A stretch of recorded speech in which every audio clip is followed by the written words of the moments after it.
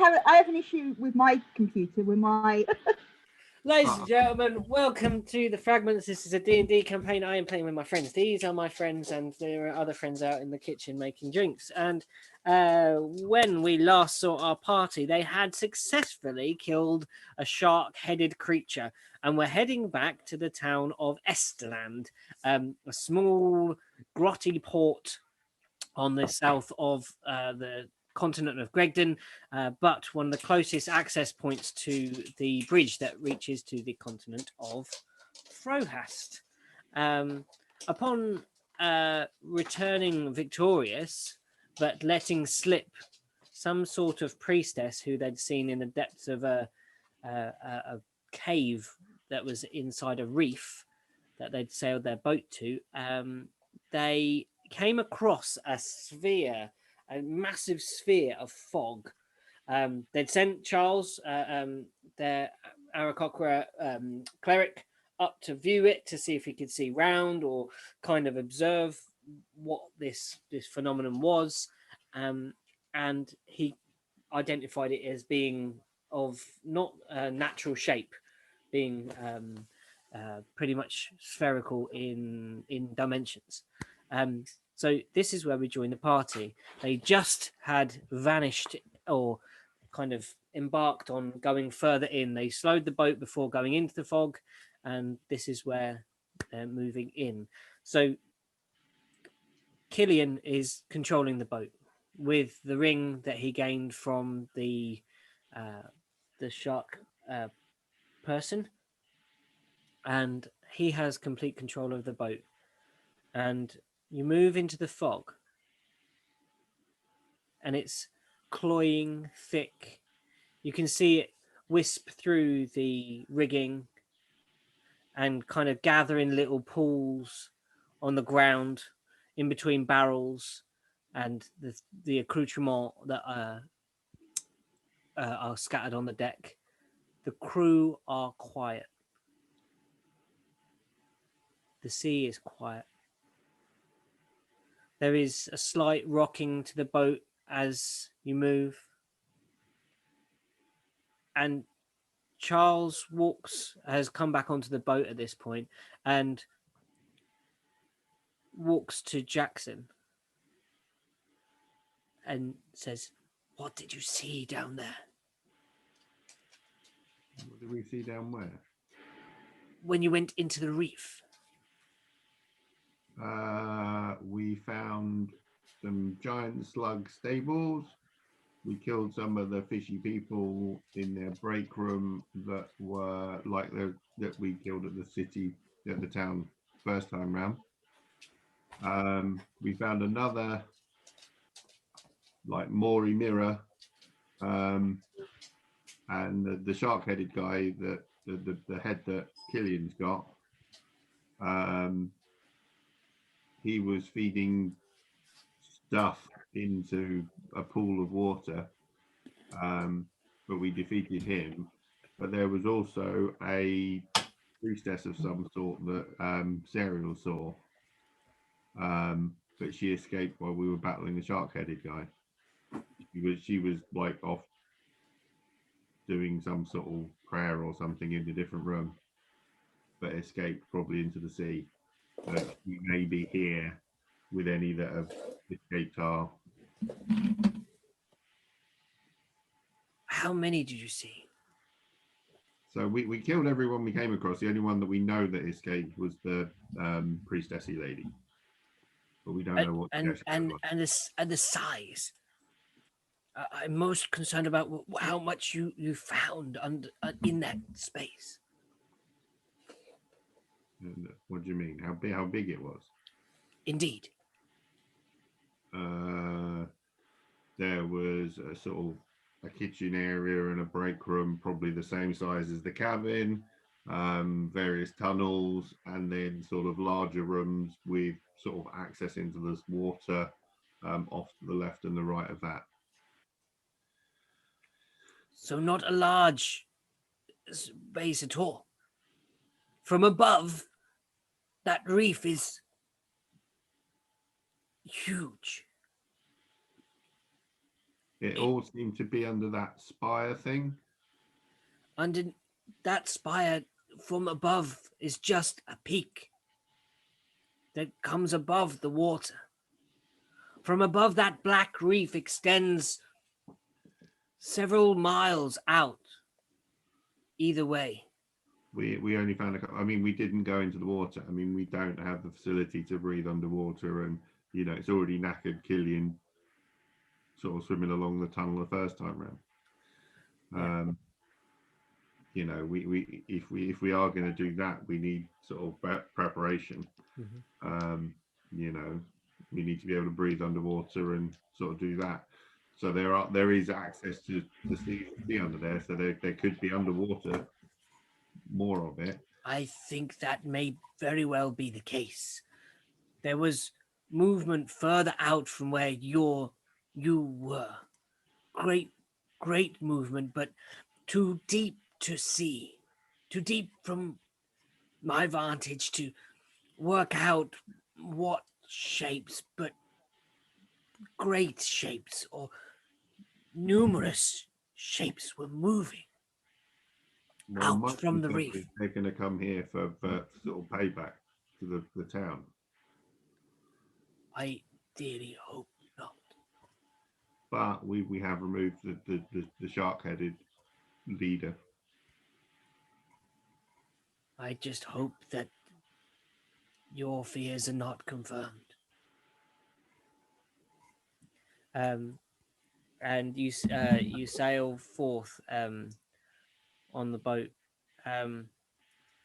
Eluxith walks shyly to Dante, and she kind of, in a stroppy, almost like teenage way, reaches in her coat and pulls out a dagger and passes it to him. She says, "I know you like knives, so I made you this. Should help you out."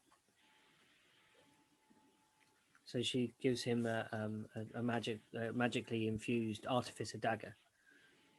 And seeing this offer of kindness and submission, he says, "I should then give you this in return." And he removes the ring of invisibility and gives it back to Alexis. She says, "Thank you. This is an heirloom." I said it's the only thing that she ever gave me. It's the only thing that reminds me of what it was to be home. And you'll have control of the ship. You can feel with this ring, not that your body is the ship, but you sense the water lapping against the sides. And you can feel the wind in the sails as if it was an extension of your body. And you can feel, just with the little tense of your arms, you can pull at ropes on the boat, and the slight rock of your body makes the helm turn. Okay. And you are following it as much as you know from your map towards Esterland. Serial, I'm assuming you're in number 1 spot up in the crow's nest. You're up here. It is cold up here. The fog seems to be seeping into your very marrow as you cling to the mast and peer into this thickening fog. You make a perception check for me.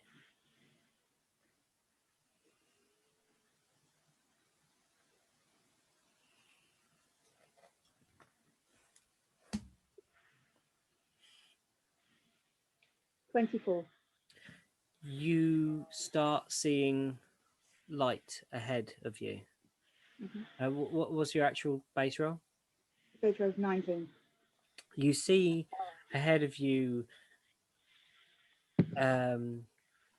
light, firelight,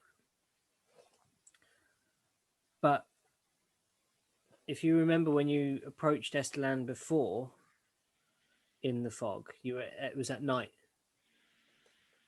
and you came across this thick fog. But you could only just see like lights in windows. This looks far greater than a light in a window from this distance. And it's not, obviously, it's not a lighthouse because we would have seen that before. No. So would it be prudent to think that it's either something on fire on the dock, and there's some sort of emergency on the dock, or that the townspeople are trying to guide us through the fog back to the dock? That's for you to make that assumption and share with your friends if you wish to. What do you think, Killian, Jackson? You'd have to come and tell them. You're up the nest. You see that. Oh, right. There. I'm coming down. Well, I'm on the deck. Yeah. I'll come looking for them.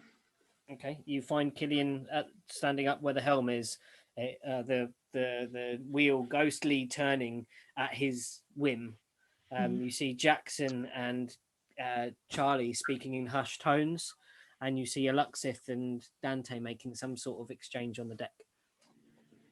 Guys, can you come here a minute? I want to talk to you about something. And I beckon to everybody that's Okay. mentioned. Where do you gather? You're gathering with Killian because I'm gathering everybody around Killian. Okay, cool. So everyone goes up onto that part of the deck. Guys, when I was up in the crow's nest, I could see a fiery light. And do you remember when we were there before? It's there was only lights in the windows, and now I can see sort of a burning light. So I've got a couple of theories about this. It could be that the townspeople know we're coming back, and that because they've got this fog, they've set up a beacon for it to guide us back into the docks. Or there's some sort of an emergency, and one of the buildings on the in the harbour is on fire, and it could be the retaliation attack. My concern is the fish people are going to retaliate with the priestess. I'm fully expecting there to be fish people at town, or I was hoping we were going to make it back faster than they did. But we are fish, and we are on a boat. Fish are generally fast. Well, the boat travels faster than I can walk, so. Do we want to send our flying people to investigate while we come into dock? Do we want to switch out to the little boat and row in? I think switch out to the little boat and row in, because if it is danger, we don't want to put the rest of our crew in danger. Well, they now have a much bigger collection of weaponry because they've got the extra spears and the harpoon and things. So there is a decent sized sort of armory being formed on the boat. Killian, you have your special weapon, which is when you're attuned to the boat. You can shoot people with it. You can shoot someone with. You can shoot them with a blast. Oh, okay. So yeah, shall we take the boat in then? I forgot about that. But only when you're on the big boat. Yeah, shall we take? I think we can sort of, if we send some of our flyers, if like Charlie or Flick want to sort of go and fly by quickly in the sort of hidden in the cloud. You see Aluxith tuck Nut back in her pocket. I think send not Charlie because he's bigger. I think send Flicks. Flicks, there's Flicks, yeah. Yeah, I think send Flicks pedigree. because she's smaller and she's less likely to be seen. Yeah, okay. Let's send Flicks ahead then. Get her to sort of then come back and relay what's going on the docks. Sort of shout for Flicks and sort of beckon her over. Hi. So apparently Serial's seen some sort of fire going on in the town. We just wondered if you can sort of fly over towards it, see if you can get a better look and an idea while we're sort of bringing the boat in and docking. But try and sort of stay out of sight because it may be some more of them fish people. Okay, so she flies off from the prow of the boat. And you see the kind of little glow that surrounds her for only a few moments, and then it's a kind of billowing fog consumes her small form as she vanishes into the fog. When the boat was sort of docked last time, how high was it from the front of the boat down to the ground? Down to the harbour proper. You could probably Dante had to jump down to the ground, so it was a good sort of 4 foot maybe to jump down, but that would be depending on the tidal condition. So. Okay, that's cool. I want to get up to the front of the boat then, ready in case sort of something bad happens. Mm-hmm. And I'm going to call for Dante to see if he wants to help cover because he's got his bow and stuff. Yeah. Is the tide our favour at the moment? Can we actually dock? Sorry? Is the tide in our favour at the moment? Can we actually dock with the big boat? Make a wisdom check, Killian, because you have your medallion, your ring. So this would be something I think that ring would kind of give you instinctually. Choose which one. I like that. 6. So you are unsure right now, but you think in terms of the sea state, you would be able to get in terms of how calm it is and how rough it is. Mm-hmm. You could get in, but you're unsure of the tidal position right now. Okay. But you do remember that the outer dock seemed accessible because it was kind of out. Yeah, the inner dock was more. Yeah, the inner dock we didn't take it in at all. So. No. So you wait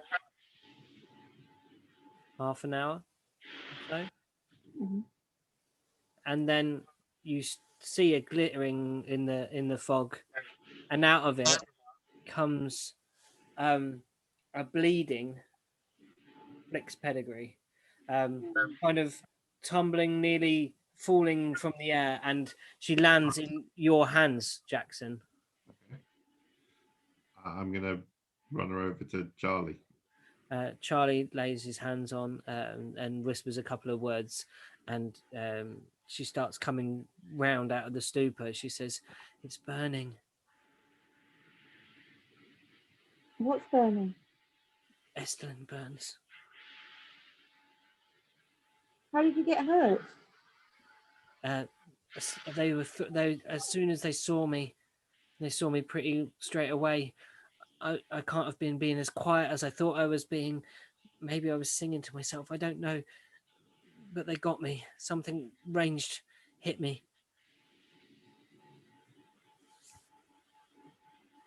Who was? Could you see the fish people? Were they sharks? Were there fish people? What? Who was burning the town?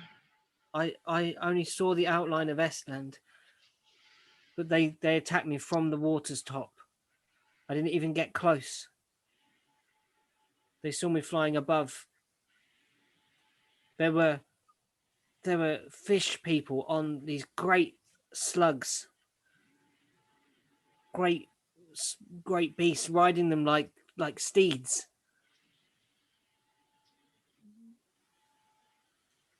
Killian, can you get the boat moving any faster? Yep, I'm on it. Okay, so you. Where are we going? In. Go. We need to get to the deep dock. Yeah. Mm-hmm. What I would suggest is if we get off, if the rest of the crew actually back it out and move it away from the dock, just so they can't burn it on the dock line, so we can get in, get off, and they move it back and then out. they move it back. Yeah, okay, yeah, that makes sense. So you whistle Harsel over. Harsel's ready to take the wheel.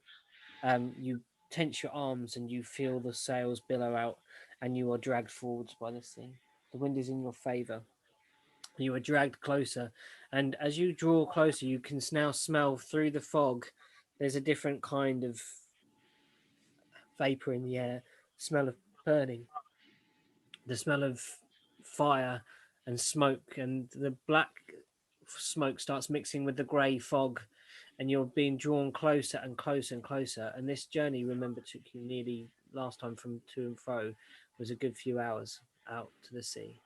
And you travel back, and you see in front of you the dock, and you see the boxes that you stole fish from that are now just ashes. There's burning and fire all everywhere. You don't see Cornish Daniel fishing on his beach. You can just see that the town is ransacked from where you are. So you draw the boat close, and you guys are dismounting. Yeah, we'll dismount and then we'll get Choose who you the take. boat to or back out Charlie. as quickly as possible. One of them's got to stay with the boat, guys. So Alexith or Charlie's got to stay with Why the does boat one of them have to stay with the boat? to kind of keep. Oh, Out. we're breaking up. They could both come. Actually, there's no reason why they couldn't both come. Yeah, because yeah. Okay. Killian, what did you say? You broke up then. I didn't get any of that. I asked why does one of them have to stay on the boat? There is actually no reason. So, One of them.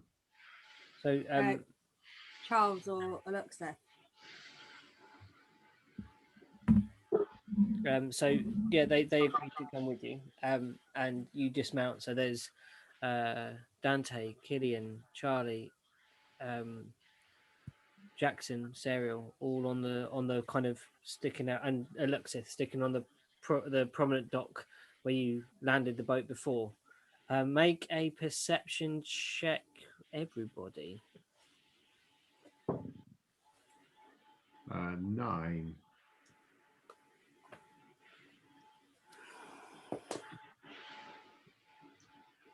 Hey, I'm not orange anymore. Yeah, not orange. 16.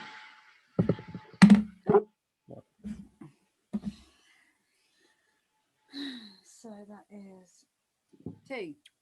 Serial, you notice that there is no submarine. Ah. Oh. What's that?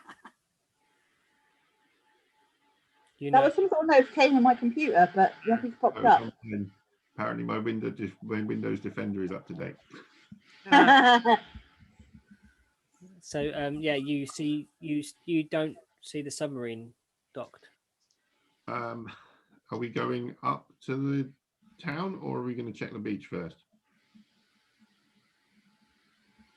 You could probably make out the beach if you walked up to that sort of T junction of Esterland. Yeah, because we gotta head towards the town. I want to go look into supplies, really. We walk up that junction. We walk in the dock, and then there's T, and then there's the town directly in front of us, isn't there? So if we're on the T going down, we'll be able to see the beach before we go into the town. Okay, start heading that way then. So you start walking up. You can hear some sounds of crying, some sounds of distress up ahead of you. To the right of you, when you get to the beach, you just see that there are a great many footprints and tracks running up the beach. From the water. I'm just trying to find the map of Esterland. Sorry, guys. Can I be awkward then? If there's a load of footprints, can I have a survival to see if I can work out roughly how many? That's go for it. It's not awkward at all. That's what you are free to do. My typical roll 3, so 6, so lot. You see lots of footprints running up. Sorry, I'm just opening up the map so you've got a clear idea of Jack special. Roll a 3. Hold on, I'm just going to get you the map of Esterland, guys, so you can see it a bit better. What am I doing? I have no idea. Well, just so you can see. I'm thinking about shaped water and using shaped water to put some fires out once we know where the fires are. Okay, so there is the burning pile of crates that are. Can you see my mouse as I do this, or can Yeah. Yeah, you can. Okay, so you've come off here. You're walking up this bit here. You can see footprints and tracks running up the beach. The set of stairs that goes down is around this brown area here that Jack's collapsed. The main source of burning that you see is actually this boat here. This is what you think you saw burning from out at sea, Serial. The big boats on fire. The huge is it beyond reasonable repair, or do you think if I shake some water and shot it at it, I could put some of the fire out? With 5 foot of water, you make the assumption that you could not. You would have to spend a lot of time there doing such a thing. Right. So my efforts might be more suited. Can we, from where we are, see the that big building in the middle? The fish market. The fish market is the doors appear open. Okay. On it, but you don't see much there. Okay, we need to get up there as quickly as we possibly can. I think we also need to sort of forget about stealth and try and draw them to us. Yeah. So. But if we get into the fish market, if we get up to the fish market, they can basically corner us, because they can either corner us like in the alley between the little houses and the big fish market. We go through the fish market, we'll be stuck inside. So all we've got to do is block either side of the fish market was entrance. Huge. Yeah, the fish is big space, and it's got doors either side, so you can go right through. Remember, we can go right through, but all we've got to do is surround us, and then we're stuck inside the fish market. Yeah, I see what you're saying. I'm just remembering that the fish people aren't actually that hard to kill, so I think we need to sort of just plow our way through them. Yeah. So I think bring them to us. So we try and get them to maybe meet us in the fish market, and then at least we've got them. If they funnel in from one side, we barricade ourselves in from the other side, and then we pick them off one by one in the fish market. Yeah. Okay. So Jax is gonna start heading up the side past the Harbour Master's place and stuff. Make a perception check, please. 11. The door is open to the Harbour Master's. As he's going though, he's going to be holding his maul in one hand and a sort of a hand axe in the other, and just sort of clanking the sort of the heads together. Yeah, you're creating a bracket. And basically hurling various insults at fish people. Not very imaginative ones. You smell like fish, and your shark-headed guy sort of went down like a sack of potatoes, and blah blah blah. Like at the top of his lungs as he's going up that way to charging battle cry. Okay. He just trying to run with him. Can I before we go into battle, can I pose a suggestion that if the Harbour Master's not in his house, and Cornish Daniel is not on the beach, if Cornish Daniel is dead and the Harbour Master is dead, or Cornish Daniel and the Harbour Master and some other people from Esterland have managed to escape on the submarine, as the submarine's nowhere in sight. You would know that Cornish Daniel was too large to fit in the submarine. And the Harbour Master too big, or would he have fit? You don't know if the Harbour Master's there or not. All Pete said was the door was open. Yeah. All right. So you want to have a look while you're going past, Jackson? You made your perception. I'm kind of hoping that by being loud, that any survivors might come to us as well. I'm going to go around to the because I've got better perception than Jackson. I'm going to go around to the Harbour Master's place and see if he's in there. You as you run up, as you walk round or charge round, with this orc bellowing ahead, Charles is following very much behind you, and Eluxeth is kind of warmed to you, Jackson. So she's also running with Jackson up behind, as you kind of involved her in some of the day and defended her from the just she feels confident being near you, can sense that about her.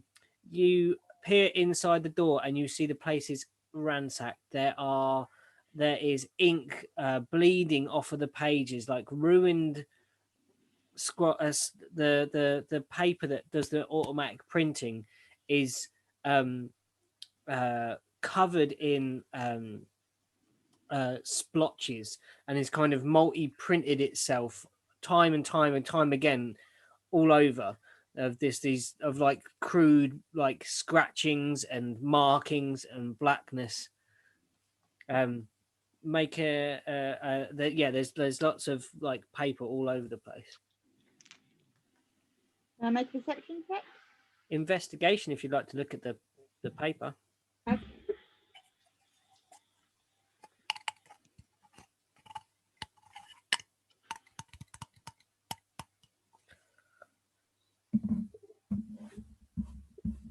Okay. You find amongst some of the paper that is just got like like animalistic, like webbed handprints, like that have then reproduced several times, like bite marks. But then you find one that is in a quick scrawled hand, and it says, We've gone to warn Drosk." We've gone to Warndroth. So Harbour Master has gone. But they haven't gone in the big boat because that's on fire. And you don't think that. So there's only so many people will fit in the submarine. But the Harbour Master might fit in the submarine. Yeah. Is there anybody else you came across that would fit in the submarine? Taj, your crew mate who you offered off to the harbour master as employee, is the one that Eluxith actually trained in usage of the sub. Mm-hmm. So Taj and Harbour Master will be in the boat. Okay.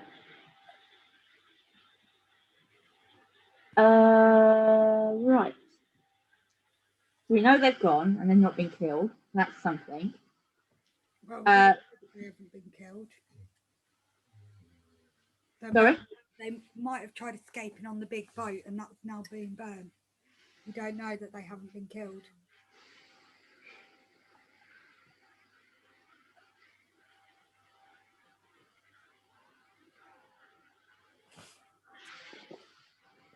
Okay. So Because we said when we got off the boat, we could hear screams. you can hear sounds of distress up ahead.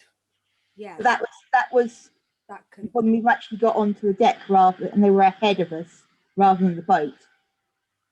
Ahead of us, as in the town. You hear burning, but you don't know where the screams come from. You're quite correct. Yeah. Oh, okay. I thought the screaming was coming from the town, as in the main area where the church. Yeah, but you don't know whom it is what I'm saying. Oh, okay. That is in the town. Okay. So what are you guys doing now, Killian? I am going to. Do I follow Jax or do I go around the? So whereabouts is Jax? Jax is charging up here. I'm heading between the fishmongers and the sort of houses on the side with the shops. I'm trying to get to the square between the fishmongers and the past Avels. So it's at this point that the sounds get louder, and you can now hear quite clearly the sounds of weapons and bellowing, this kind of strange scream that comes from the fish people that you have come across before. You get into the square, Jax, with your comrades behind you, and what you see is many of these creatures, two of them mounted on these slugs, are battering the doors of the guppy's eye. Okay. The people barricaded themselves from the guppy's. The guppy's eye is the one put directly opposite the fish market, isn't it? But they, as you come into the square with the amount of noise you're making and everything, they see you straight away. So everybody that's up in the square, so that's everybody actually, roll for initiative, please.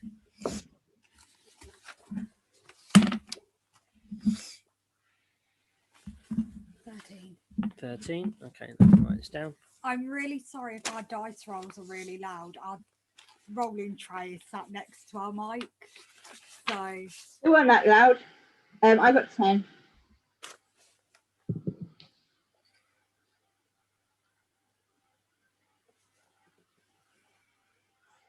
What did you get, Jax? 9. oh, that's high for you, isn't it? Well, it wasn't a Jack special. That's It was what? wasn't a Jack special of 3. Yeah. It seems to be my most common roll. Between 3 and 5, it's like anything higher than that, it's like, oh, hello. Just need to start getting advantage on rolls, and then I'll be fine. Yeah.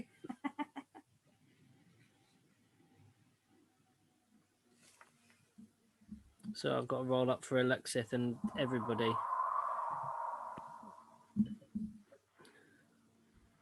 Would you want me to do Dante stuff? Because I can see. Yeah. If you run Dante, that'd be good. Do you want me to do Alexa? No, it's You sure? Let's load Dante in as well then.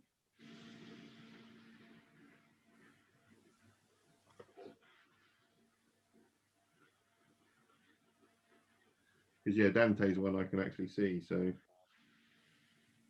yeah.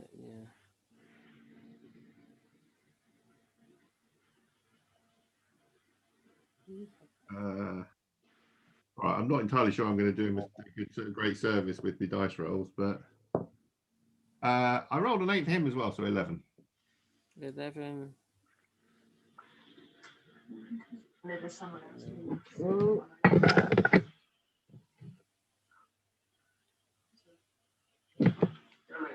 Shut up. Sorry. Television decided to turn itself on.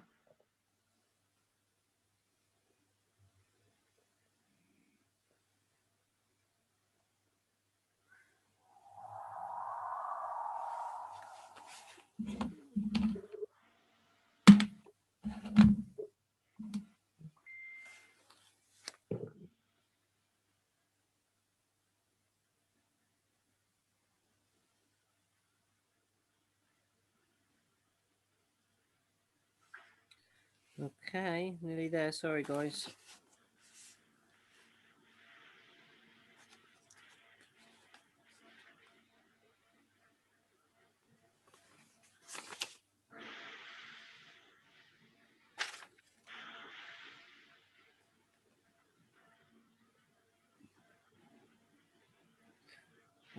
Okay.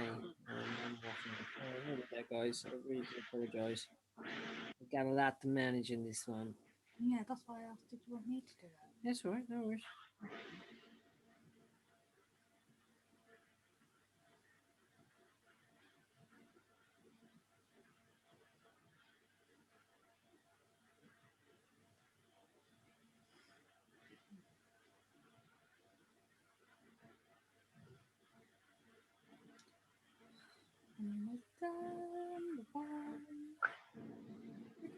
Right. Okay. So, you see in this space, you see 2 on foot of these creatures of the Kuatoa, and then you see 2 mounted on these giant slugs, the slugs that you've come across before, Serial. And they just charge towards the front of the pack, basically. So the Kuatoa at the front are going to throw their spears, one at Aluxith and one at Charlie. One at Aluxith and Jax.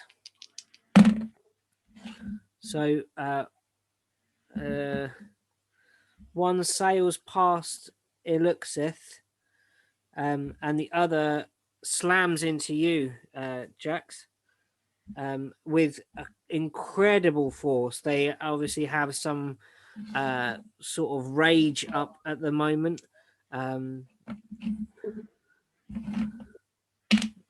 2, 3. Oh no, hold on, wrong dice.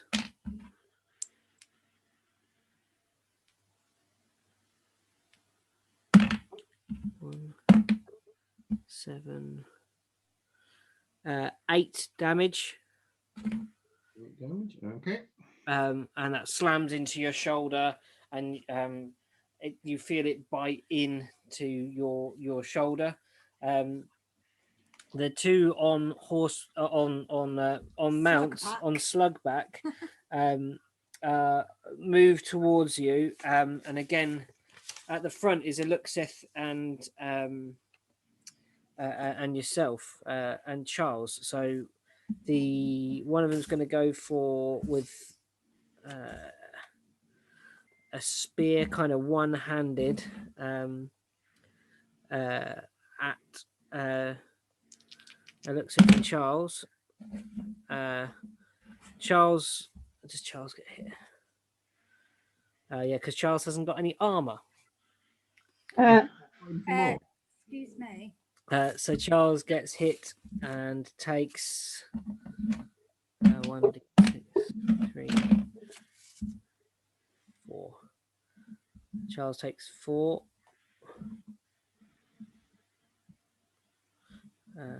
Okay. And then the slug things, they kind of rear their slug mounts up, and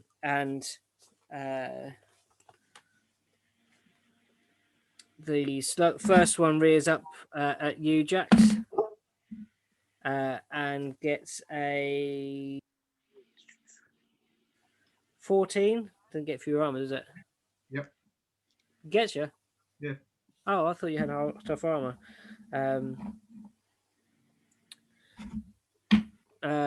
7. Okay. And the second one on Charles. Yeah, definitely.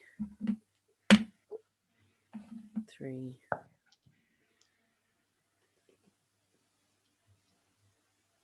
8.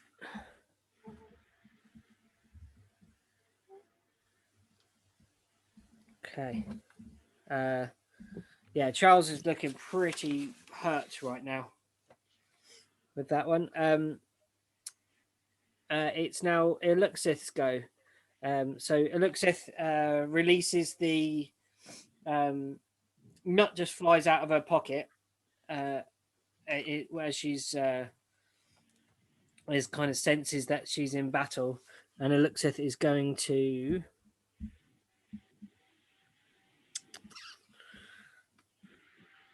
apparently load for a little while on D&D Beyond. And she is going to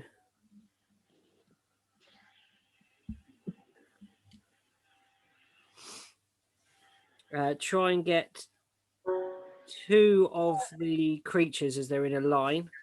The ones on foot, and try and get one of the creatures and its mount with Ray of with a dex save. Doesn't make it. And does make it, I think. So this kind of stream of poison flies out from her body, and the one of the slug things is kind of enveloped and starts coughing, and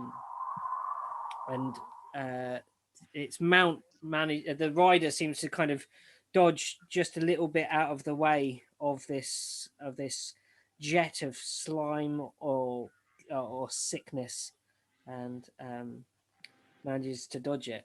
We are now at Killian. Okay. Killian, what would you do? You've got 2 creatures in front of you. Oh, is she going to do a bonus action? Hold on. Let me just check if she's going to do a bonus action. No. Okay, so I'm going to do. Oh, no, she is. She's going to healing word Charlie.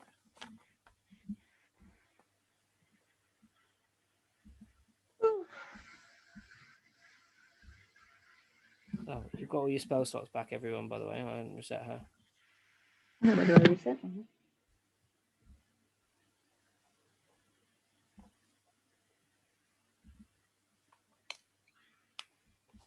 I don't know.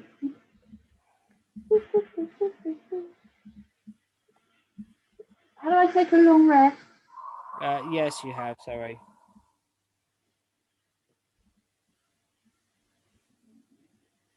You've had enough time for a long rest. Oh, it's probably short. Well, yeah, we'll say it's a long rest just because it's easy. Right, so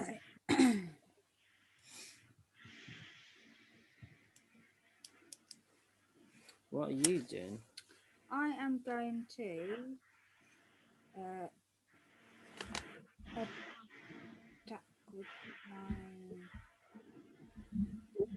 daggers. I've got 2 weapon fighting. Yeah, is that going to be your strongest thing? You think? Wait. Or are you going to do some spells? Wait. Be patient. I'm a very impatient dungeon master. I know you are. So yeah, I'm gonna go on. Yeah, so What are you going for? The mounted ones or the non-mounted ones? Or the creatures themselves?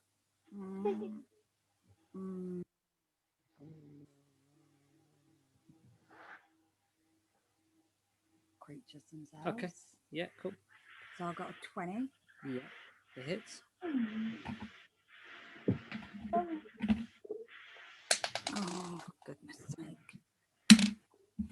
3. A 3 damage. So that's 5 damage. Mm-hmm. And then the second one, 5? No. No. And then I'm going to spend How much damage was it, sorry? 5 damage. Yeah, okay. Yeah. And then I'm going to do... Yeah. I'm going to spend 2 of my sorcery points. Yeah. You did 2 and attacks. then- Huh? You did 2 attacks with a dagger. Yeah, that was... I've The got... the second attack is your bonus action. Yeah, it's your Oh. bonus action. Okay. Yeah, but you can do... What were you thinking? You wanted 'Cause to it do was- another Yeah, sport? it was 2 weapon fighting. And then, Yeah, don't yeah. worry about that. Yeah, Then. you were going to do it as a bonus action. And then you've got another light weapon, you can use that as a bonus. Yeah, yeah. Yeah, that's what you did. 2 daggers. Yeah. Out of interest, are you throwing them or are you up and close and meleeing? That was up and close, wasn't it? Yeah, that was up and close. Why? I'm just thinking it's safer if you're not actually in direct combat, but there's more things for them to hit, so that works too. Yeah. Yeah, so we're through that. So we're at Dante. Do you want to run Dante for me? Dante, okay, so can Dante close within 30 feet of them? Yeah, yes. The square's only 5, 10, 15, 20, 25 feet across, maybe. Okay, that's brilliant. So can he hunter's mark the one that Killian just stabbed on the mount? He stabbed the creature, one of the mounts itself. Oh, the actual mount. Yeah. Yeah. Okay. He'll hunter's mark them the one on that mount. Yeah. And then shoot it with a longbow. Yeah. Which is 7. So 15 to hit. Yeah. So D8 more D6 plus 9 damage. Yeah. That's him done as action and bonus action. Okay, Serial, it's your go. You see a creature on slugback with a arrow sticking out of it, and Killian's just run up and stabbed its mount, and some sort of weird vomit projectile has surged forth from the hands of your previously considered quite sweet-looking little elixir. Can I still do spells if I'm an animal? No. Yeah, no. No. Okay, scrap that then. Oh, I was just looking at animals.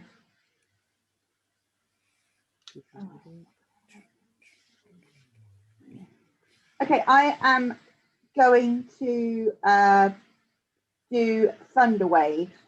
Oh, So, you're going to catch Killian, but yeah, it's a good move. so roll Constitution, please. Yeah, what's the Four. DC? Sorry? What do I have to hit? What does it say next to your spell? It says 13. 13. So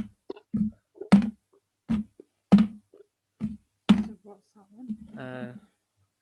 Okay, so the one that's been hit, Is that a saving throw? yes. So con save.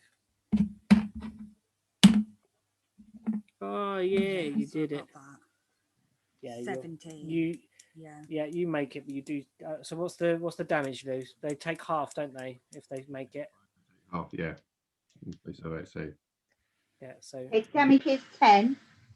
so you take half. Half be 5. Okay. And Thanks. so the one that has been hit already, you see the thunderous wave of force slam into the creature on top, the fish person, and it's blown clear off of its mount and slams into the wall of the guppy's eye. The creature beneath is do they get blown 10 feet back? Is that right? If they fail 10 feet back, yeah. And it's anything that's within that 15-foot cube, Yeah. isn't it? Yeah, so that and its mount also is lifted off the ground. It's like peeling like a stuck egg off of a frying pan. It kind of and is also slammed against the wall of the guppy's eye with this thunderous force. The whole valley of Esterland echoes with this massive boom as you send it out. The other two kind of bear the mounted horseback one, the mounted slugback other one holds its ground, and the other one of the other ones that's on foot is also blown straight across the space, but also kind of more towards the church in Esterland. So I've picked 2. One of them's only got half damage, and Killian's got half damage. Yeah. There's 4 Kuatoa, 2 on horse on slugback, and So basically, everything that's in range. Yeah. To a con, doesn't it? has got pretty whammied. Yeah, it's like a 15-foot cube, isn't it? Yeah. Yeah. I was just checking that they were all in they were really close. So one of them you've blasted off the back of his slug, and his slug's now kind of knocked. Do they get knocked prone? Is that right? Well, if they get thrown back, I would probably put. Yeah, I'm saying. I kind of have it. You remember those little toys, the little octopus, rubbery octopuses you threw at windows and they'd crawl down the wall? Yeah, that's exactly what's happened to this slug. Yeah, exactly that. I love it. So he was on 18. And he's on okay. So now I've done all that, my bonus action is to heal Killian. Is that your D6 one? It is when I can find it. You just spend one of your 3 points. Yeah, just roll a D6 and tell him how much he's healed. And tick it off that you spent it. 2. What? 2. 2. Okay. It's not completely, but you've only got 3 damage. Okay. Yeah. I think I got so bloody close to you all. Yeah, well.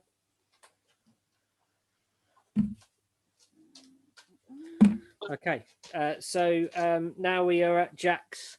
You see this thunderous wave of force blast out and knock everything flying. There's one blasted across to the church, laying on its back of the fish folk.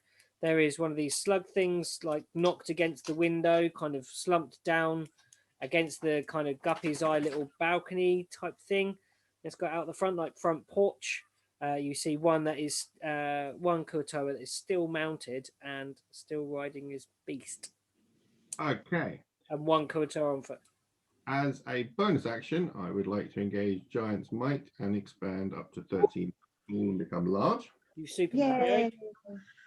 Giant Jackson again. Can I get where I am into range to hit any of the ones that have been knocked prone? You can hit the mount that's not prone. Yeah, Can I hit the other one as well? you could hit both of them. Yeah, they're both kind of right at the.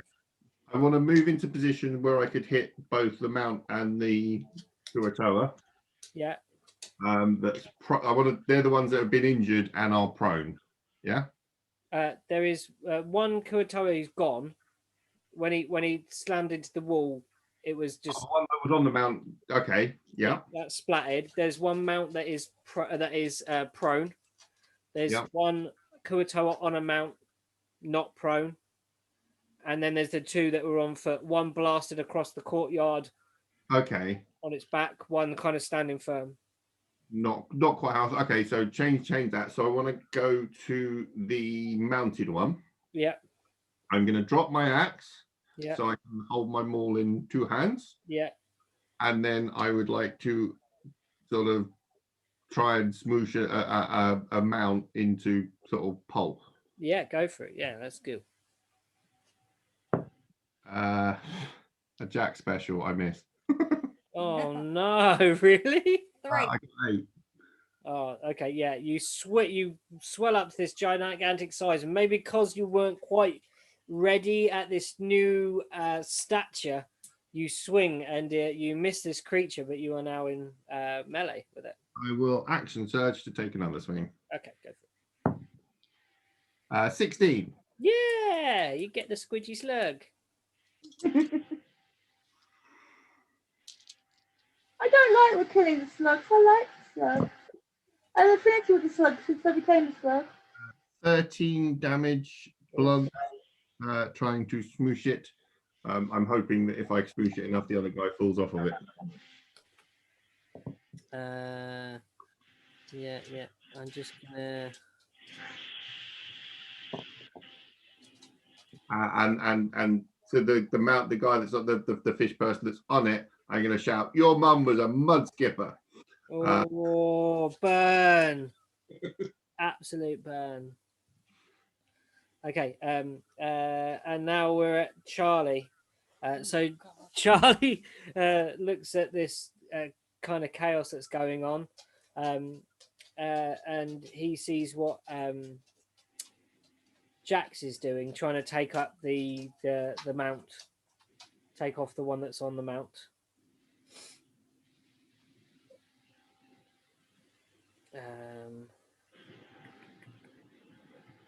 Charles is going to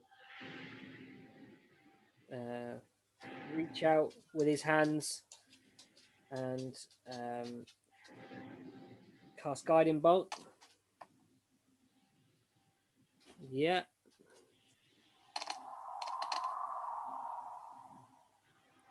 Uh, 15 damage to the cerulean thing. With Guiding Bolt. I have a quick question. If I was going to do another Thunder Wave, which I have two, Jackson and Killing going to be in the way now.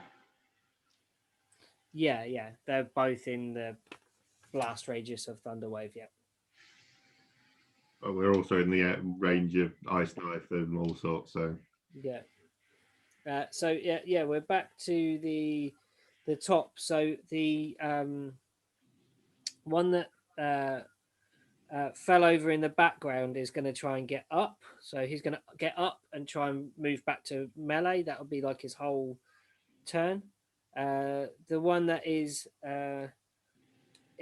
on foot that through its spear is going to charge across the space and get up to Eluxeth. Does anyone have opportunity on him? Sorry? If he's running across, does anyone get an attack of opportunity? Who would he break? I've got a 10 by 10 base. Yeah, you'd probably get an attack of opportunity on that one. He's trying to charge for like the guys that are keeping the range. That's cool. I will take a backhand swing with a mace. 18. Yeah.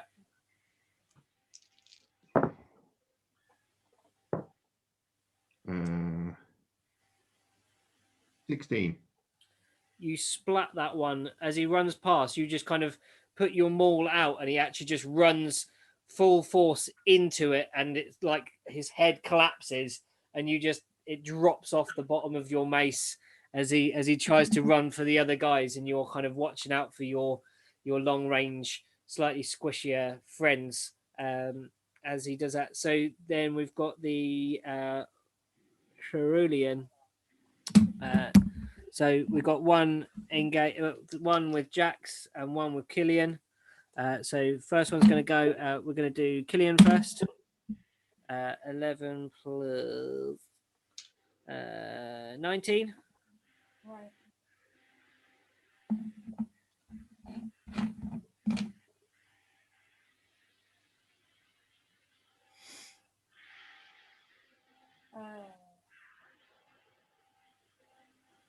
AC.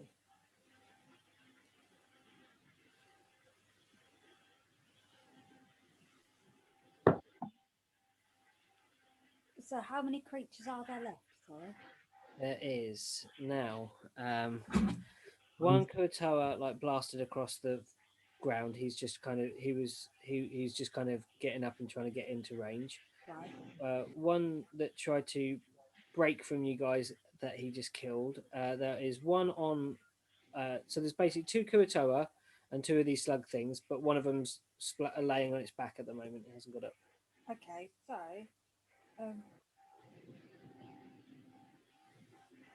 can I do a react? Yes. Can I do shield?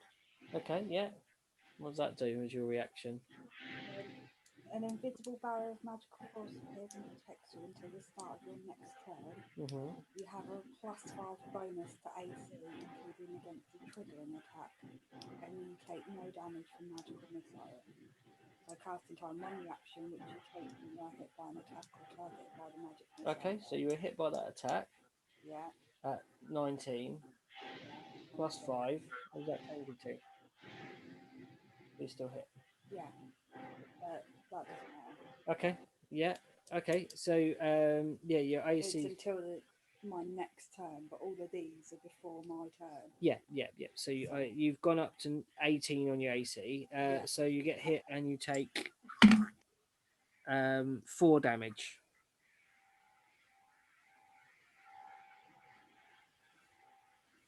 Okay, the other Cerulean is going to kind of try and get itself up from being prone, and that's probably going to be its turn because it's kind of blasted back.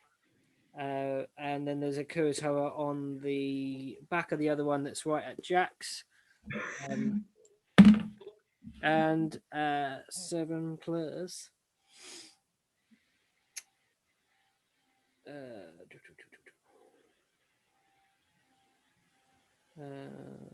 10. This. Yeah, misses you. We're intense about being, mum was a mudfish. That's it. Yeah, just like two like blasted by your jibe at it. Eluxeth sees that there is the creature's engaged, and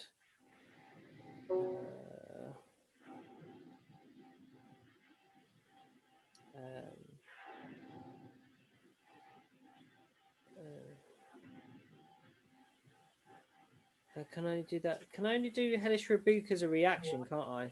Yeah, so when you're hit, it's a blast back. Yeah, what a pain in the butt. That'd be wicked. We can run past and get an attack of opportunity. Yeah. Okay, she's just gonna have to do Ray's sickness again. Then basically, yeah, she kind of again this kind of greenish haze comes out of Eluxith towards the mount that you're now targeting, and no, she's going to go for the same one up in the corner. Yeah. So that's the one that's just got back up. Yeah. She's trying to blast it back down again.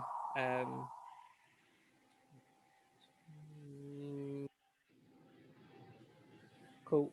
Yeah. Go ahead, Killian. Okay.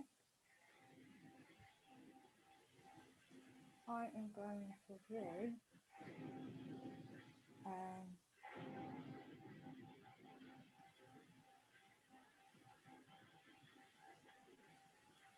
right across. Okay, you've got a cerulean right up in your face. That fucker. Yeah. Okay. That's the slug. Disadvantage. Hmm? You're better stabbing it. Am I? Because if you get 2 stabs, the cast, you have to drop one of your daggers so you got a free hand. And because you're in a melee with a range thing, you're at disadvantage. Yeah, you'll get this. If you actually step round it slightly so you're facing it opposite me, you get advantage on both of your stabs. I'll allow you to do that. Yeah. Yeah, Shall I you do step that then? round the creature to the side, so there's like the creature's kind of to one side of you. Yeah, so we basically face or opposite across it. Yeah. It means we both get advantage attacking it. Okay, so 22. Yeah, that first one hits. Okay. Just roll them both, Yeah, that's what I was going to and do. then just roll all your damage together. 19, Yeah. 23. Yeah, both hit. So now you got to roll. Just grab all your dice. Grab a load. What the hell? So 3 on one, and 3 on one attack, Yeah. and 4 on the other. So that's 7. 7. Okay. Okay. And Dante, then, please. Okay, so At distance. yeah, I'm pretty sure the hunter's mark. The hunter's mark was on. Yeah. Move it. The target drops to 0 before the spell ends. You can use a bonus action. Yeah, you can bonus switch it. Yeah. Move it to new. So bounce it to the Koatara on the mount Okay. Yeah. Sure. and shoot at him. Yeah. 20 to hit. Yeah.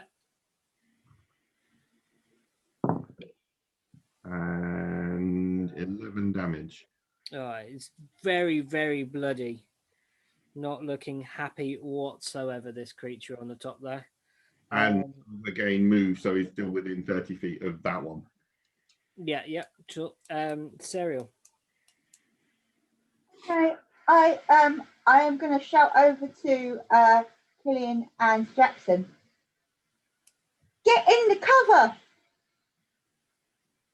Mm-hmm. So I'd like them to move out of the way. Well, they can't until it's their turn. They can't do it. They're saying, well, okay, they're going to get hit. What you can do, Lou, is you can prepare your spell and delay it and say, I will cast this when they have moved out of the way. Yeah, so you say hold action, and my trigger is when Killian and Matt Jackson are out of the way. Oh, okay. So I can still do my turn, but I just wait until they're out of the way. Yeah, you basically hold it. What you do is you can only hold the actual action, so the casting of the spell. So you say, I'm going to cast Thunderwave or whatever it is. Yeah. When Jax and Killian are out of the way.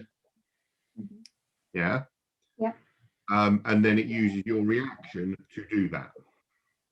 Yeah. Right. Okay. Okay. So I'm going to cast Thunderwave when Killian and Jackson have moved out the way. Cool. No worries. Okay. So we are now at Jackson. That is your cue. You hear that? It's up to you if you respond to it. Well, yeah, but I can. Okay, I'm going to take a swipe at the mount. Yeah. with advantage while I've got flanking. Yeah.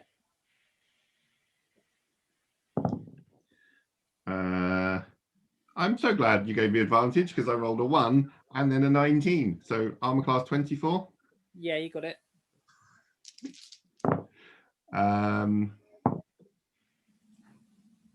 16 points of bludgeoning damage to the slug. Oh, it's looking really miserable. Owner and rider and creature are really, really poorly. I would then like to use my bonus action to whatever the healing thing is, that second wind Yeah. that helpful fighters do, which is going to heal me for 10, which is good. And then I will. They're going to get 2 attacks of opportunity on me. You got the 2. You got the other Cerulean kind of getting up behind you.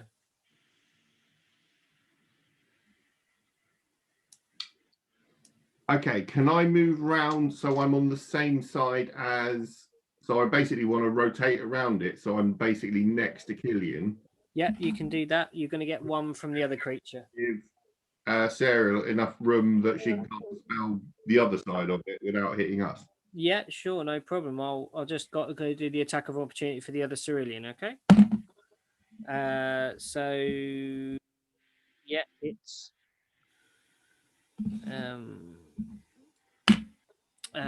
6. Okay. Okay. You see Jack kind of gets around the side of you, and then it's Charlie. So Charlie is gonna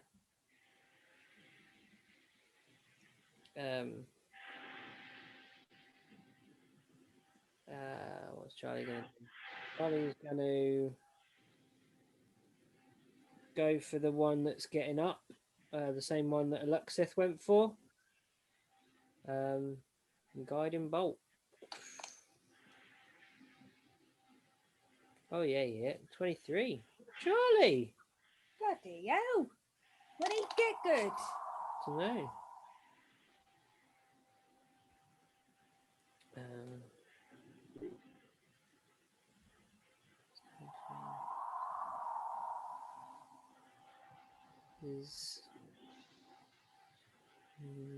Yeah, that's looking pretty miserable as well. Electrocuted, like writhing. Its eyes are kind of twitching as like electric threads wire through its body, contorting that kind of long elastic muscle and making it kind of twitch in vile ways.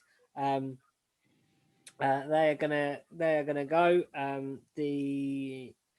The loose Kuatoa is going to come up and is going to flank you, Jax. Yeah. The one that you didn't splat with a thing, misses both times with a 5 and a 3. The Cerulean that you are engaged with is hitting you for again 6. And the mount is going to go for kills, and that is 12 plus. What's your AC? Kills? 13. No, 15 at the moment. You take. Your reaction, didn't you, Big? You used the shield spell. Oh, you got 19, haven't you? 18. 18. 18.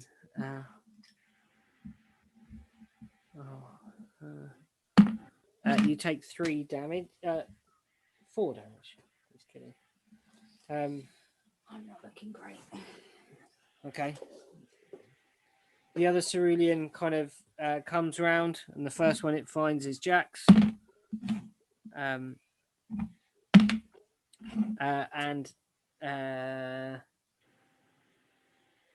11.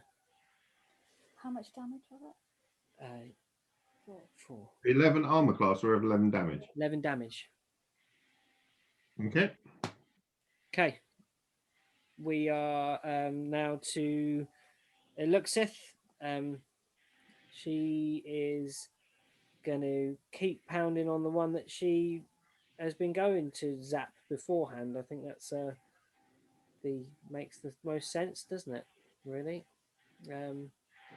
She's going to do her last ray of sickness that she... Oh, no, she can't do that. Oh, she can't. She's going to do... what is she going to do? She's blown all her spell slots. Grab a crossbow that she has in her hand and... You've got advantage because Charlie guiding bolted it. Yeah, so it's glowing.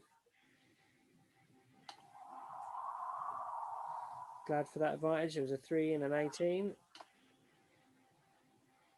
And 7 damage. The lightning actually as the bolt shoots across the area, the electric that's surging through the creature actually zaps out and grabs onto the kind of point of the arrow and draws it straight towards this cerulean's like central point between its two extended antenna with its eyes on, and buries deep, and that creature just goes limp like a dropped pasty.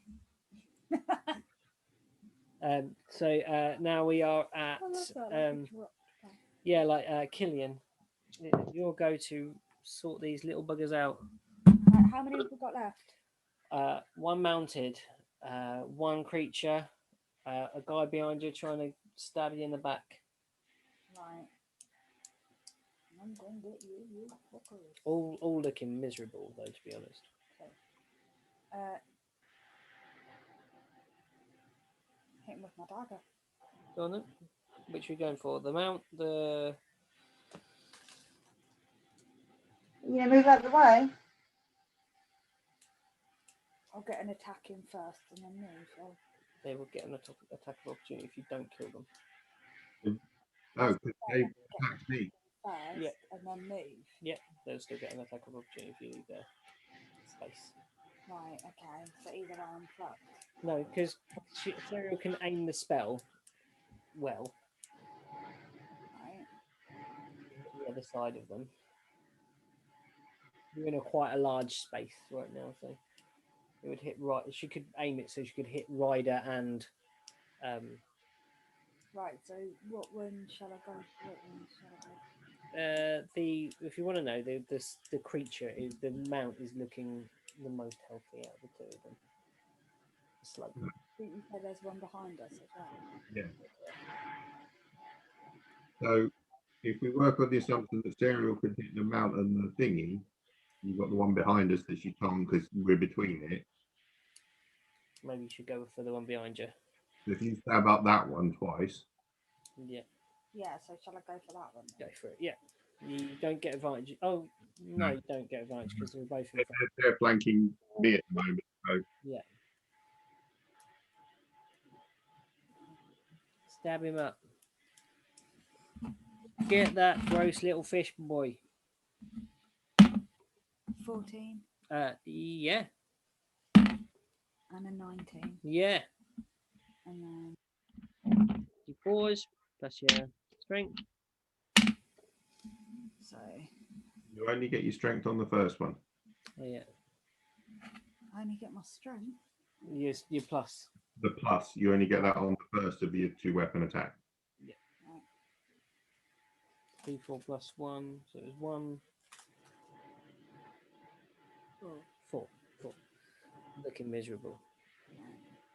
Okay. And now have we moved enough out of the way that we can trigger Serial's reaction?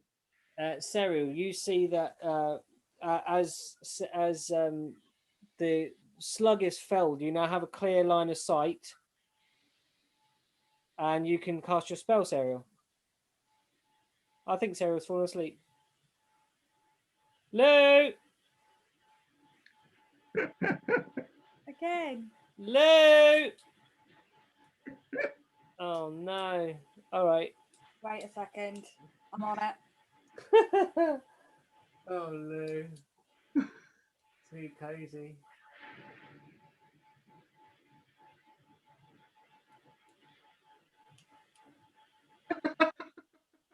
So funny. Just wait. Just wait. I'm stuck again. Oh, No, you're back awake. Oh, you right, Lou? Yeah, We, I was frozen. we were calling you, and we were just like, "Is she You falling look like you're asleep again?" asleep. I'm leaning back. Sorry, I may fall asleep, but I wasn't asleep. I was just stuck. It's your go, Cyril. I'm you're- sorry. You're going to do your reaction. You can do your reaction now. I can do my thing now. Cool. Cast Thunderwave. You see that the slug is fallen. If you cast it near the sort of door of the guppy's eye, or Yeah. kind of the front of it, you'll hit just the rider and mount. Isn't there more riders and mounts out there? We've only got one left. There's only those. They're the ones that are in a group that you can hit. I'm flanking, but you can't hit him. Okay. I can move and then cast my spell. Yeah. Yeah, if you want to move up. So this is just your reaction, yeah. Yeah. So that's me. Got to make a dex. Yeah, 13. They both fail. Woo. Rolling. 14. So you see this the creature fall that Eluxisfeld. You put your hands forwards. A huge blast of sound echoes off the front of the guppy's eye and blows the creatures across. Matt and Jax and Killian, make a dex save to stop being smothered by a slug and rider being blasted in your direction. No. I rolled a 2, so 3 in total. Take 2. I will relentlessly endurance to stay living. That one. Yeah, dex. 18. You effortlessly duck out as Jackson is slammed in the face by the body of this slug that's thrown across the space. Your man behind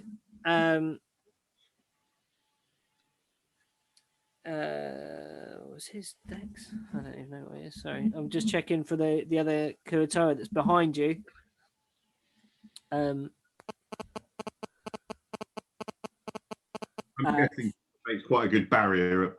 Yeah, the thunderous wave of force blasts rider and slug towards you. Killian ducks. You're slammed partly with it. The Kurotoa behind you is completely enveloped by the underside of the foot as this sort of sausage of slug barrels across the open plain of the guppy of the square in Esterland, and all the windows in the front of the guppy's eye shatter out and fall to the ground. But they are all down, and there is stillness in the place. There's crying that you can hear from inside, moans from inside of the guppy's eye. Okay, do I need to heal anybody? Yeah, me. I am bad. Okay. Uh, Charles comes over to Charles. He's going to come and sort out Jax. yeah, okay. I'm going to do you cure wounds so you can have a nice big... You cure wounds on kills. Yeah, it's still 4 though, sorry. It's fine. You're looking most The old one, it's +3. my half orc friend. You are looking worse for wear. Thank you. Let me help you there. Please say it's like... 5. I was going to say, please say you get a 3. That would just be so funny. Jax gets a Jax special.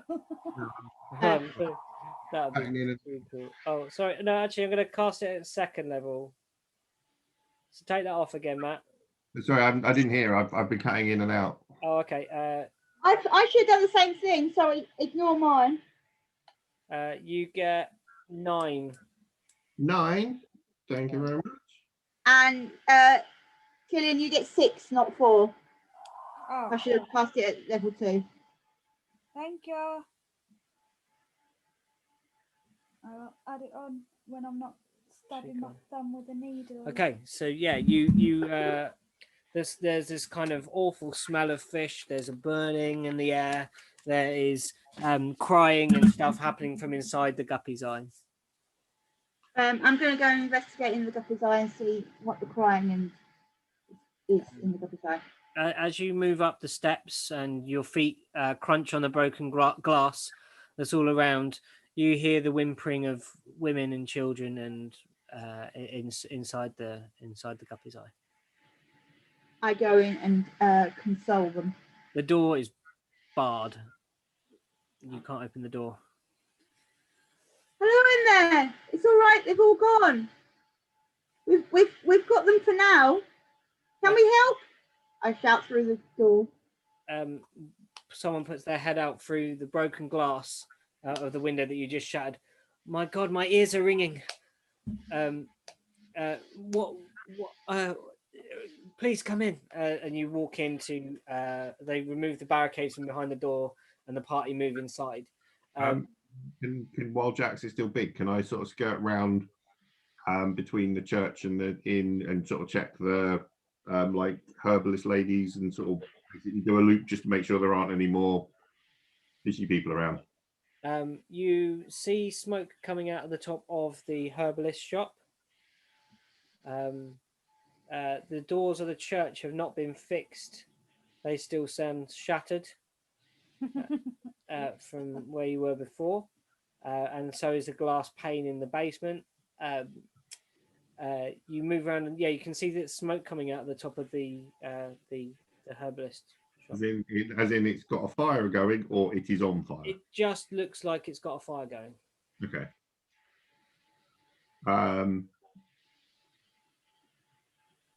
I'll sort of go up to the door, sort of just pound on the door and say, "You guys okay in there?" The daughter comes to the door, and she says, "We're fine. We put wards on this place. We're fine." Okay. And then I'll sort of finish my loop and head back into the inn. At which point, I'll probably... As you walk around the back of the Guppy's Eye, you see the bit that you hadn't seen before. You see sort of the extended block that sticks out the back of the Guppy's Eye, which is the kind of sleeping quarters that you did stay in. And in the back, you see the stables and the kind of area for keeping any. There's a small amount of like chickens and things in there that they keep, and there's a small stable for horses and things. Okay. So, and you come back round the front, and you see no other Kuato at this point. No. At which point, that'll probably be a minute from when I got big, so I shrink back down to size so I can actually get in the inn. Yep. You come back inside, and there are the scared faces of the people of Esterland.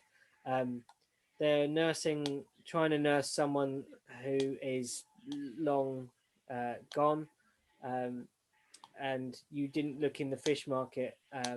They tell you of the tale of how the Kuatoa with a strange creature, a smoother, sleeker creature at their front with magical powers came to the shores and set light to the boats and the harbour and left a few of them here to finish the ransacking and maybe take out the last of the women and children that are left in Esterland.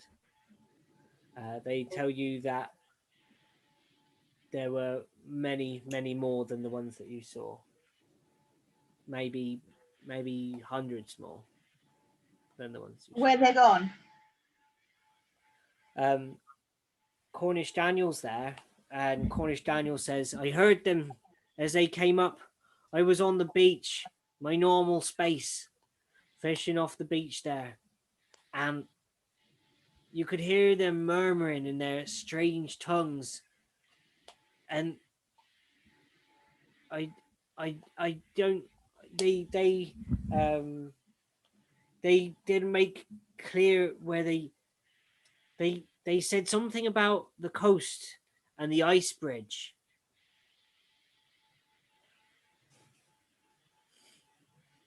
So they've either come from or going to the ice bridge.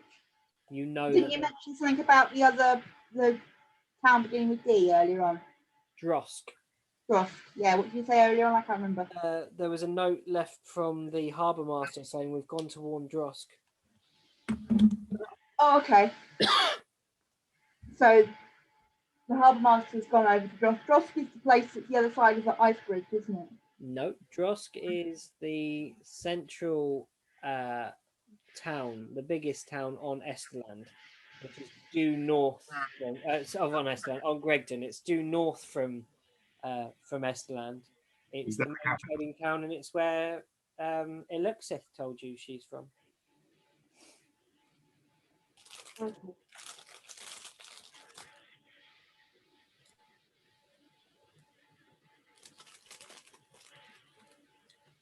And you know the ice bridge to be due west from where you are, and it's the bridge that connects the two continents together. Basically, connects Gregton to Frohast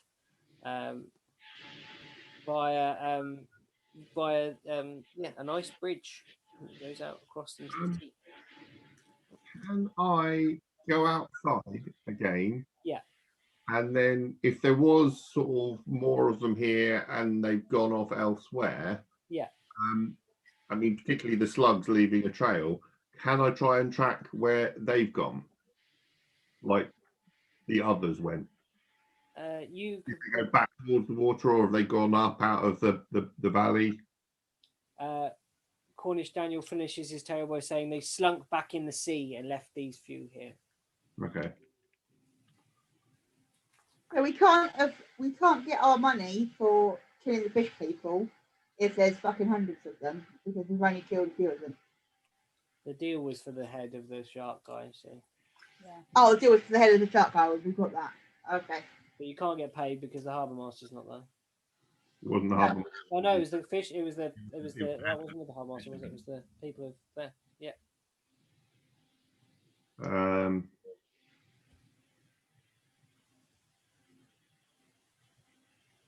Who do we hang on? Who do we have to deal with? It wasn't the harbour master. Who was it? No, that was the foreman. The foreman of the fishery. Okay. Is he there? You don't see him. Right. Can we? Oh, sorry. Can we go into the fish market and have a good? Can I have a look around in the fish market and see if there's any remnants in the fish market? Mm-hmm. Are you all I do going? investigation or perception or what you're doing. So you cross over. You don't need to perceive anything. You see the floor as you've previously seen it when they've been gutting is red with the blood of fish. But this isn't the blood of fish, this is the blood of mammals. Inside on the great hooks where they would normally put tuna and things like that, there are the bodies of pretty much all of the fishermen from Esterland, hung like meat from the hooks inside, including the fellow that you made the deal with, the foreman. Oh. That will probably start sort of unhooking people, and sort of laying them out, and then sort of, I mean, he's probably going to take sort of a while, but he's going to start ferrying people over to the church and sort of laying them out in the church. Make a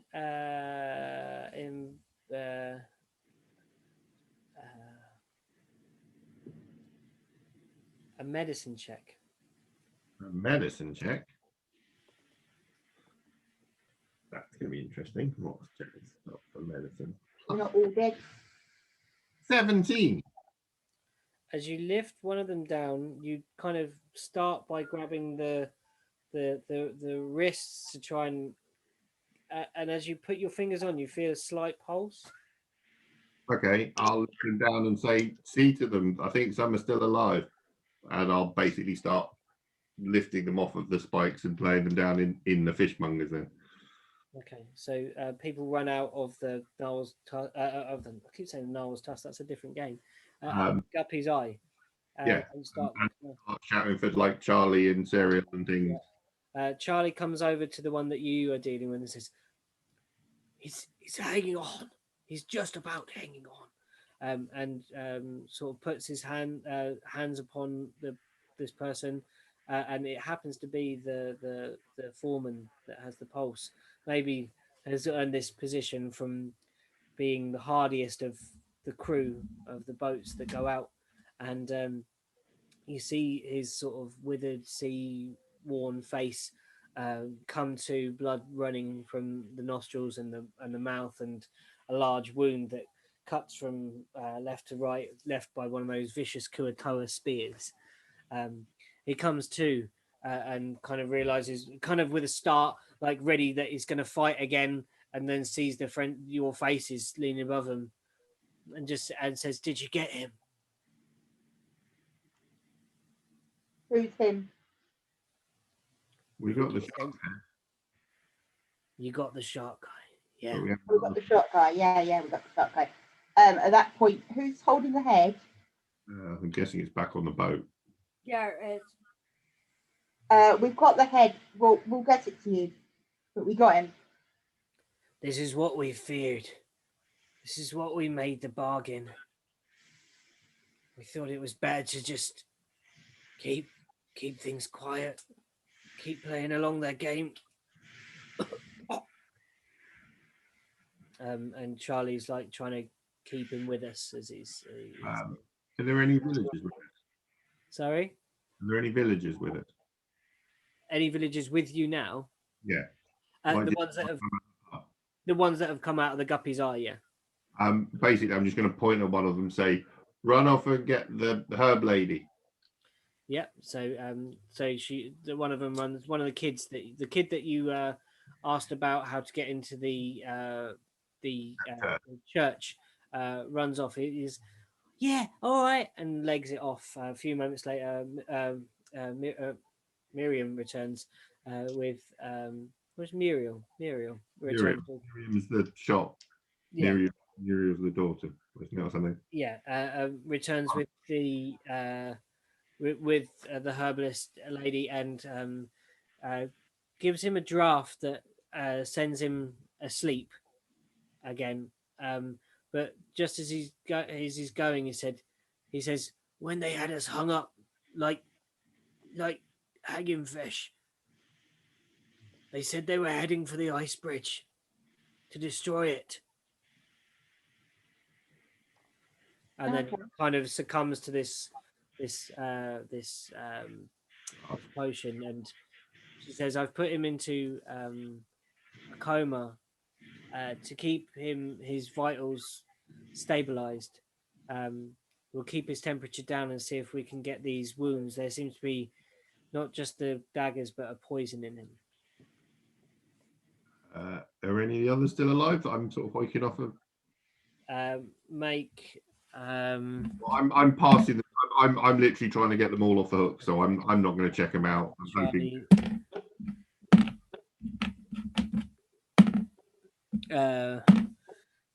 Charlie finds one more alive, and there were some other fishermen, but there are 10 bodies that are not moving. So does the one that's alive say anything to Charlie? Just kind of coming round, and Charlie looks down and says, my friend, I'm so sorry we've brought this upon you. This is not what we meant when we set out on our course we wish to rid you of this terror, not to bring this hell upon your village. And he said, and the guy sort of coughs, and Miriam comes over and gives him a draft, and she crouches down and says, this would have come to us sooner or later. I think you just maybe lit the touch paper quicker than it would have happened anyway.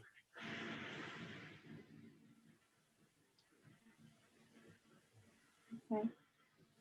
We need.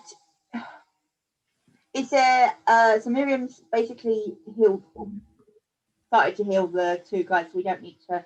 We need to maybe help them bury their dead. Whether we, but They could have like a Viking funeral. We could put all the bodies out on the boat and then set the rest of that boat alight, unless you think it's going to be useful for them. For the one that was burning when we came in. I think that would fall in Charlie's purview. He asked Miriam, "What are your practices here? How do you deal with your dead?" She says, "We have no priest anymore. We have no one to deal with the dead. I am a cleric. I am a creature of the cloth. May I administer their funerals and lay their souls to rest?"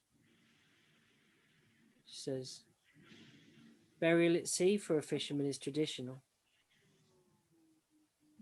Oh, yeah. So you spend some time wrapping the bodies and fixing the proper anointments, and Charlie walks among them, and they're wrapped in it's kind of fitting. They're wrapped in a waxy kind of cloth that they would normally wrap the fish in for transport, and they roll them up almost like mummified in these bandages. There happens to be the one of the boats is still okay in like that's still seaworthy but not looking great, is in the harbor, and the ones that aren't are kind of tagged alongside so the bodies can sort of be laid in them, and they're they're pulled out to sea. Killian, you might be able to help here with your ring. Wow. You've got a whole load of boats that need moving out to sea. I thought it was only for the one boat. You can spend time attuning it to a boat. Oh, well, I'll do that then. So you stand One up. boat at a time, obviously. They're lashed. The boats are lashed together, so they can all go out at once. Oh, yeah, yeah. So you stand upon this kind of makeshift raft and start generating the force. You hold your head solemn somehow and send enough motion in the boats to get them out through the little gap in the inner harbour and out to sea. And as they go out, Charlie reaches out after saying a few words of prayer, and a radiant flame appears upon the boat, and the smoke rises up from the boats. Okay, does everyone want to take a short break? Yeah. Yeah. Okay, cool. Right, back in a sec. Okay. Let's pause this recording. So, there's this. You stand solemnly on the sort of breakwater of Esterland, and you send these 10 fishermen off to their ever rest at the depths of the sea that they loved and they fished and made their living upon. And you turn back to walk to the harbour, back in land to help kind of start gathering the things that are around. There are a couple of kuatoa on the beach that are kind of left there to rot, from where they tried to defend themselves quite clearly, and you're kind of now left with several bits of information. You've got that you've been given. So you have currently got that the harbour master went to Drosk. You from the foreman of the fishery said they mean to destroy the bridge. And you also have you've got several other missives that are going, like kind of little things that are in your. Make a wisdom check, Serial.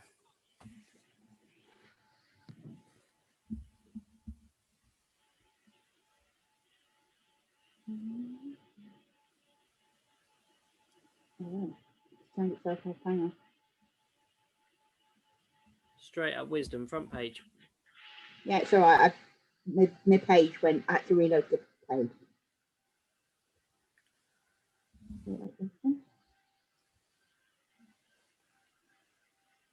4.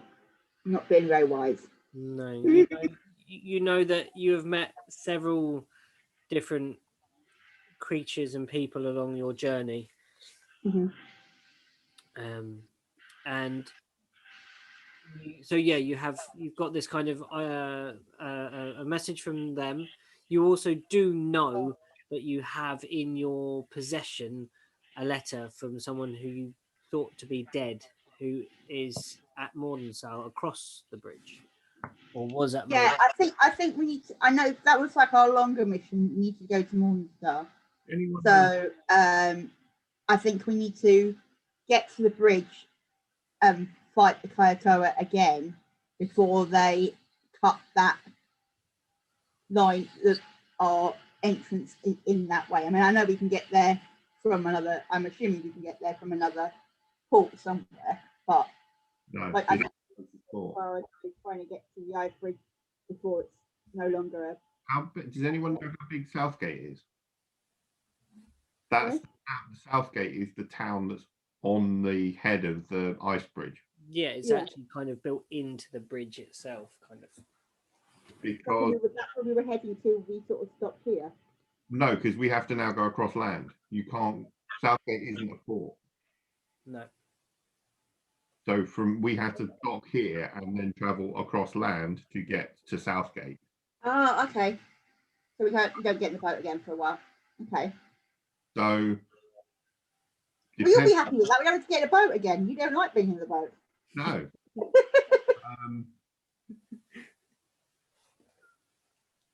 But can we have the map, please, Pete, so we can see distances and what's in between? Yeah. Have you got any more than that? No. I can show you it. Hold on. Oh, hang on. No, I've got that as well. I can put it on a screen share. Hold on. Boop. This is a slightly different one that Matt's got. I think it's slightly less places on it, but there are some other places. Oh, come on. There is an updated version of this map happening, by the way. It's just taking a long time to draw. That's all right. You're playing 4 different games. It's fine. Only 3 on this world. So, yeah, zoom in here. Yeah, can you zoom in on the sort of the bottom of the main Yeah. We're going in. Ooh, too close. Okay, so you are at Esterland, which is here. Yeah. Southgate is built onto this bridge here. Sorry? The bridge has got 2 entrances, yeah? Yeah, it's actually, well, you haven't been there yet, but yeah, it's got 2 strips that appear on the map. Drosk is the big capital city. This is inland. Over here, yeah. It's about maybe a half a day's longer to get to Drosk than to Southgate. From where we are, yes. How long do we think travelling on land it would take to get from Esterland to Southgate? By foot? Yeah. It's going to take a while. Maybe 5 days. Is there any horses in those stables we were in? I didn't see any. You didn't check. But the merchant would be. How long do I reckon it would be take by horse? You reckon you could do it in maybe 2 days? Okay, because the merchant train is due in the next 2 days, isn't it? It would be due in, yeah. So potentially we could spend 2 days here, rest, recuperate, help these guys sort of recover from the attack, potentially help build any kind of some defences for them, or some weapons or things that they could use to help defend themselves if they're attacked again. When the merchants are here, we can buy some horses without the harbour master being getting our deal done for the submarine. Mm. And then it's going to take 2 days, so we'd still get there a day earlier than if we just leave now. We can we can definitely do that, and we could then say do our deal about the shark's head, get our money. Make Well, a wisdom check, Jax. a wisdom check, Jax. No, 6. No. Can I do a wisdom check? No. What about Um, Killian? No. Killian hasn't done one yet. Pretty sure that deal is a bust because we've got half of the town killed and burnt down. Well, we got the shark, and the deal was for the shark's head. And he asked us whether we got the shark head, and we said yes. Okay. I think we just have to do a bit of persuasion. That's all. When we bring the shark's head in. Okay. But yeah, I'm up for sort of trying to help out and sort of build some sort of defences for the town, even if it's just barricades and sort of, you know, a gate on the little dock. What about our little shipbuilder? She could maybe help them rebuild that big ship.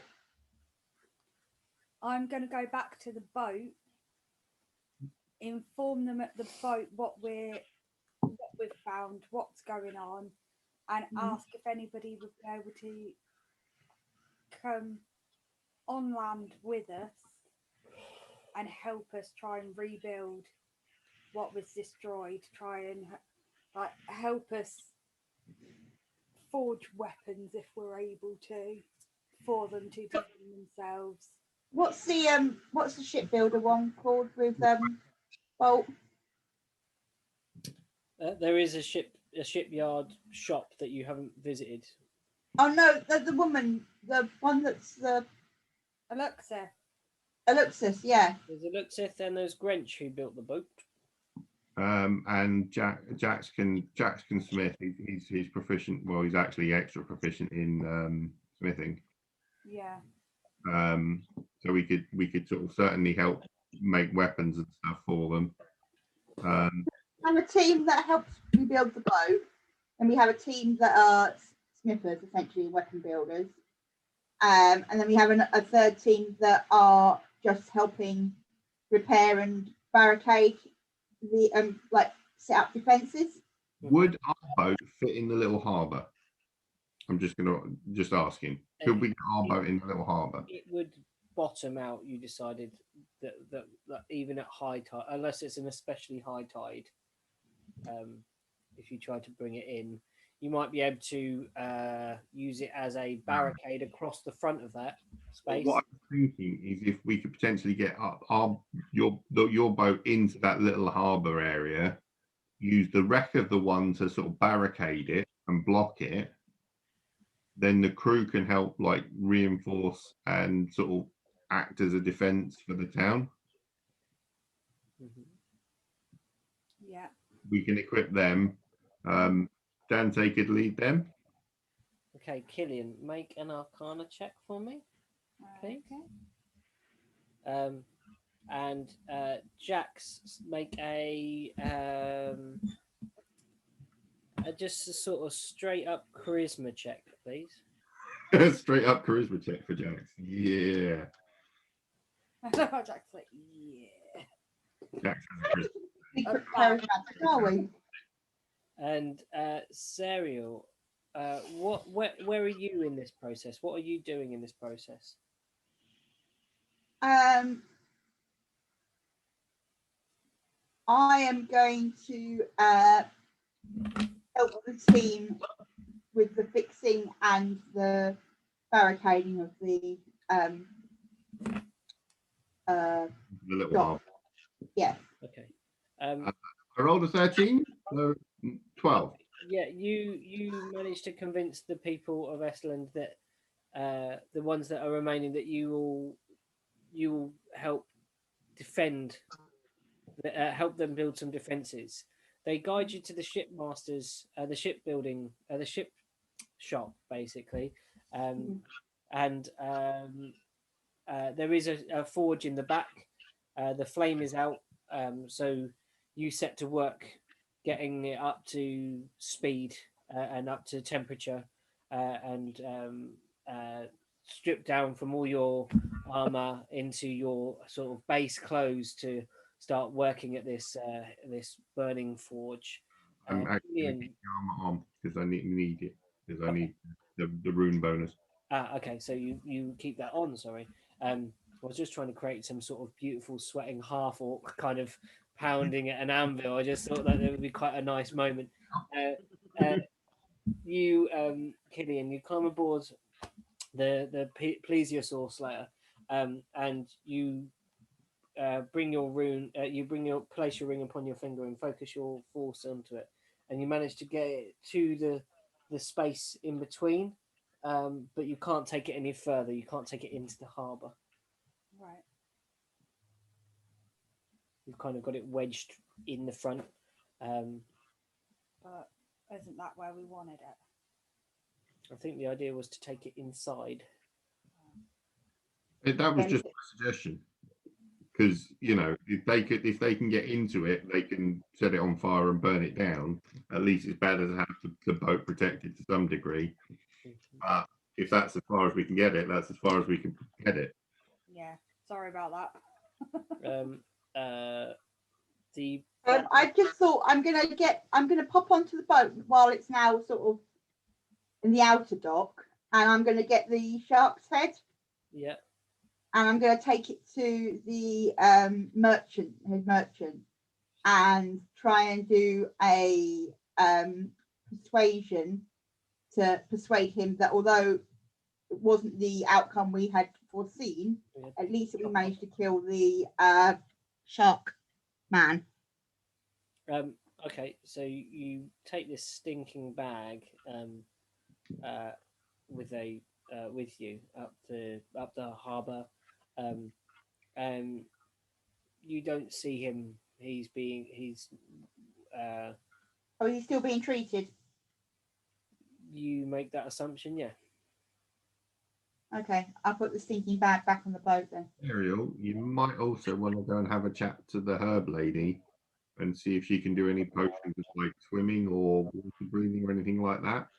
Because if we're going to have to fight them, we might have to end up in their in their domain, yeah. In their territory. You also may want if they've gone over to they've probably gone to the ice bridge via water rather than via land. And they also want frost protection because it's going to be cold down there. It's gonna be bloody freezing. Says the white dragon boy. Well, for you guys it will be. Yeah, tell me what you're doing, guys. You're forge, Jax, right well, now. I was gonna sort out the thing with the harbour master, but I can't do if he's not available. Well, yeah. So you haven't found him yet. Okay, I'm going to go to the herbalist and find out if the harbour master is with the herbalist being treated. You walk in and there are previously you went into like the kind of counter area, and you'd had been greeted outside by the lady's daughter previously also. You go in, and in the back there are two beds been set up, just sort of straw beds next to the fire to keep the people warm, wrapped in blankets and shivering with fever. Are the two people that you saved from the front from the fish market. They're in and out of consciousness as they're by the fire. And can I do my circle of dreams healing hands, please? You think you might need something more than this if the herbs and the ministrations of Charlie were not enough to bring them round. Might need something like lesser restoration or something like that. So cure wounds is not going to kick it, no. You don't think so? No. Okay. So that's what Charlie did. But like normally, sort of effects like poisoning and sort of fatigues and stuff. That's like restorations and stuff. Mm-hmm. Mm-hmm. So Miriam says to you, they are sick. They're stable for now, and they will live. They need many. They with my abilities, they will be. It would be a few weeks maybe before they are able to leave here. One of them rolls over in bed and says, "Just it's the master again. The sort of the ship." The foreman. The foreman of the yard rolls over and just says, "They're going for the bridge. The bridge to the south. The bridge to the snow." I think we need to get to the bridge before. I think if we wait 2 days, by the time we get there, there's going to be no bridge. It's going to That's take my us concern. to get there on foot, or it takes us 2 days of helping out, buy some horses, 2 days by horse, so we get there a day earlier. Yeah, 5 days versus 2. I see what you're saying.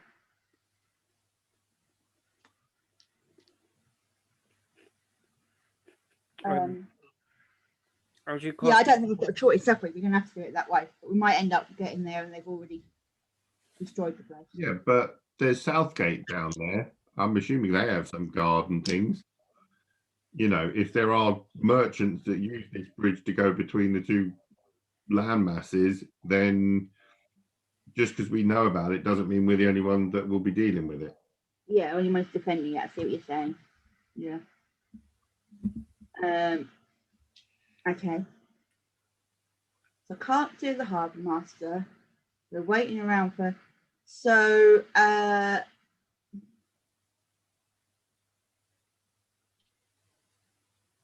just trying to think if there's anywhere apart from just going to fix stuff. I'm just trying to think if there's anywhere we haven't been. Is there anywhere we haven't investigated? You've been pretty much all the way around the town. You've not walked out to the road. That's the only place you haven't been. Like the kind of walked all the way out of the valley to sort of ground level. If you see what I mean, you're in a very Esterland exists in a very narrow valley. Harbour. And then you haven't actually been shopping inside the herbalist shop. You only went there and had your random coffee thing. No, she did. She tried to buy something. I did go shopping. I tried to buy stuff and it was all out of my price range, which is pretty normal for me. We've also made a lot of money now. Who else? We lost money. We made all that money from the harbour master for the submarine, and we made the money from the fish shark-headed guy. Dax has got like 1,200 pounds. Okay. So I could talk to. Right, I'm in with the herbalist anyway. I'm going to see if there's anything. We're going to tell the herbalist of our plan to get to go to Southgate and try and stop the fish people destroying the ice bridge. And I'm going to ask her if there's anything she has that'll be able to help us on our quest, and explain that we're now much better off than we were when I last visited. So what is it you specifically think might help you? I don't know. I don't know what you have. Well, many things will help you on your way. Even a lucky clover will help you on your way. I need you to. I have healing potions that could help you. I'm pretty all right with healing. I've got quite a bit of healing myself. You got anything? Maybe some sort of protection or something to enhance my fighting ability? Nothing like that really. We have things for like minor sort of antidotes, and we're not a. It's not a great. I'm not high in magic. I just know minor sort of healing and that sort of thing. I can craft something more specific if if needed, maybe with by studying. But I need to know what you want. I don't know what you might need. Any suggestions, rest of my Yeah, so group? Jack did water breathing, swimming, Oh, or frost resistance and healing. They're the top four that he can think of. yeah. We're going to be right for healing. I've got like the equivalent of 5 different height healing Yeah, options. and most of the fight's almost dead, so you know I was he's going to say, gonna you're find all some right healing for potion. healing. But- You're all right for healing. We're not. If you get taken out,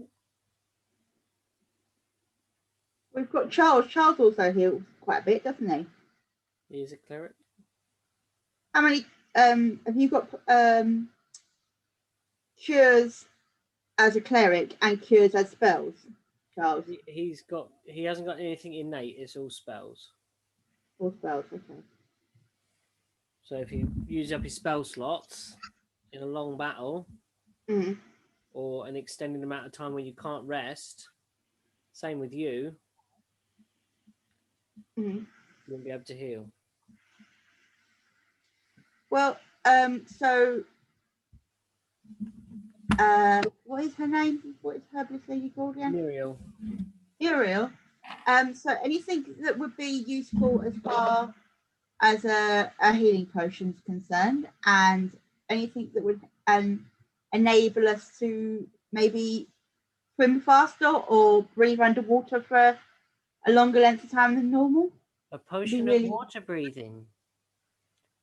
Yes, I've made them before with some of the when people's stuff has sank. A couple of the fishermen had asked to be able to reclaim some things. It'll take some time, take a day or so to make those. And That's fine. We've got a couple of days till the merchants arrive. So if you could make them within 2 days, that would be great. I shall begin that. And You may want to find out how much it costs first. How much are they? well, they're quite a concoction to make. So I'm just getting the price. I've got it on my phone somewhere. Don't fight. Don't fight her. Just leave her alone.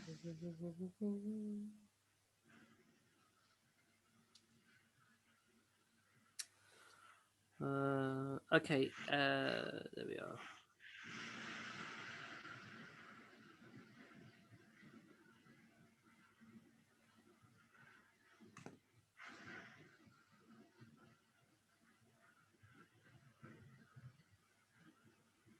Sorry, guys.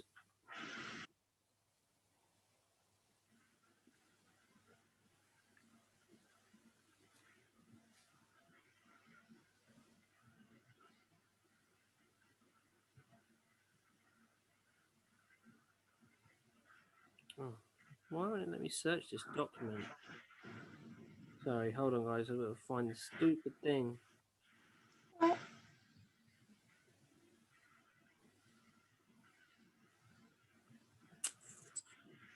sometimes I think we're just not meant to play D&D because everything is so slow. Well, D&D isn't exactly like. No, but like internet-wise, everything that we use. No, this is just trying to find. Here we go. Jackson, you've gone orange again. Yeah, I don't know what that is.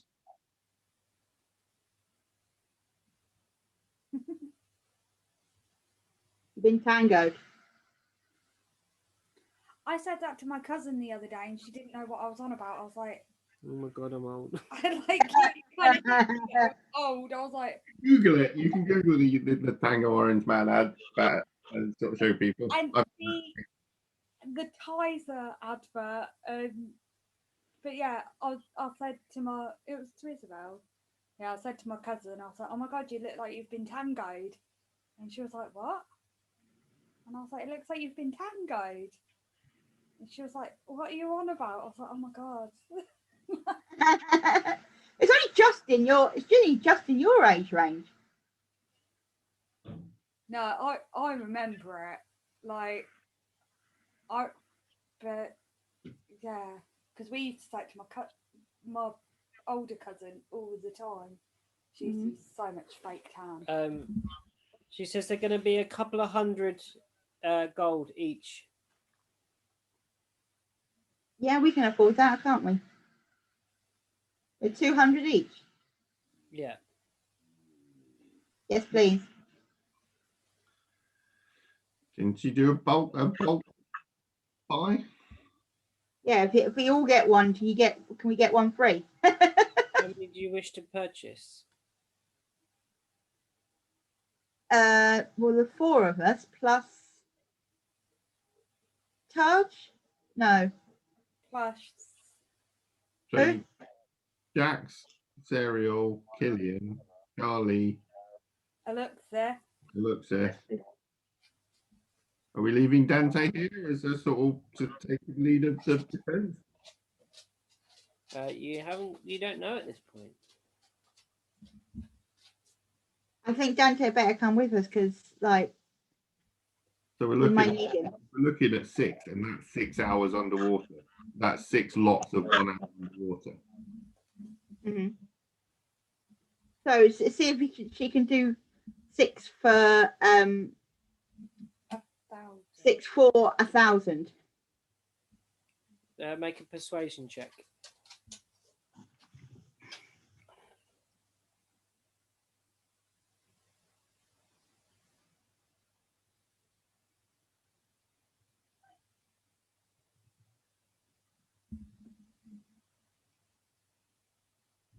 $19.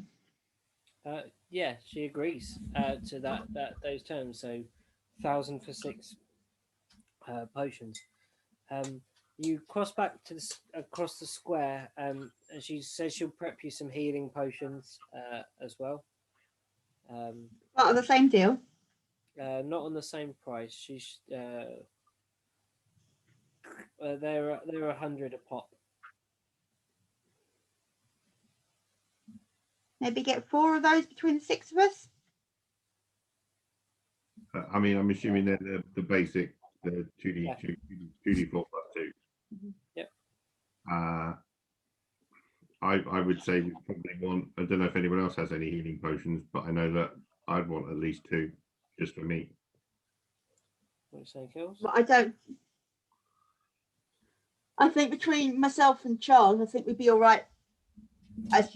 Unless we use up all the spell slots for weapons, I guess. But yeah, if you go down or Charlie goes down, yeah. If you went down in that with the shark guy, Charlie wasn't there. We couldn't get you up. So as much healing as you have, we can't give any. We can't use it. Yeah. No, I understand you guys are going to need it, but as long as I'm conscious, I can give healing to you. I'm not going to need any from like. But if you go you'll down, need some to give to me, but I won't necessarily need so much to give to you, if that makes sense. I'd say 2 for me, 2 for Jax. 1 for Sarah, 1 for Charles as a backup, 1 for Alexa. 2 for 5. That's 7. 7. What do you say to that? Yeah. I mean, it definitely makes us heartier. Let's say 7 then, and see if I can persuade her to give them plus for 5. She'll do it. Yeah, she's gonna do it for 1,005. 500. Yeah. For the bulk deal. 1,500. She'll give us the potions and the. Don't you dare pee in that pot. Okay, I won't. Hey, I only lick things, okay? I don't pee. with me a second. I've got a cat trying to, looking like she's about to pee in the Make this house deal plant. with Miriam, and you, as Serial crosses back across the square, there's this the children have kind of come out of their hiding in the place, and Charles is sat on the step of the Guppy's Eye, and he's just taking the children's eyes away from the blood. He's sat there, crouched down, and his large bird features are animated, and he's telling stories of Melora and of the great battles that have occurred on Earl, and the stories that lead back through the time and history of this place. And the children are wrapped in awe as he tells his story, and he kind of finishes up. And as he finishes up, he stands up and starts walking away, and all the children are going, "No, no, tell us another one, Charles. Charlie, Charlie." And they're kind of hanging on his robes, and he's kind of petting, like kind of ruffling their hair as he walks away. And they're like pulling, like where his wings are exposed and his like his feathers are exposed. They keep trying to pull them out. He's, "Will you get off?" And kind of chasing them around a little bit. And like it's kind of quite a beautiful moment as you see Charles not being so serious for a while, like or not as he's just being playful with these young ones. As he walks across the yard, that kind of courtyard area, you meet with him, Serial, and he says, "I must talk to you." And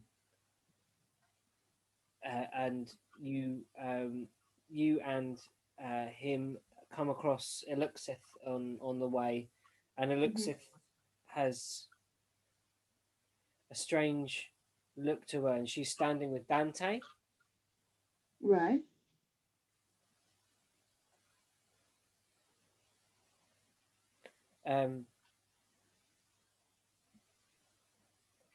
They say, "We found the note." And they hold up the piece of paper that you didn't tell them about, that says, "We've gone to warn Dross."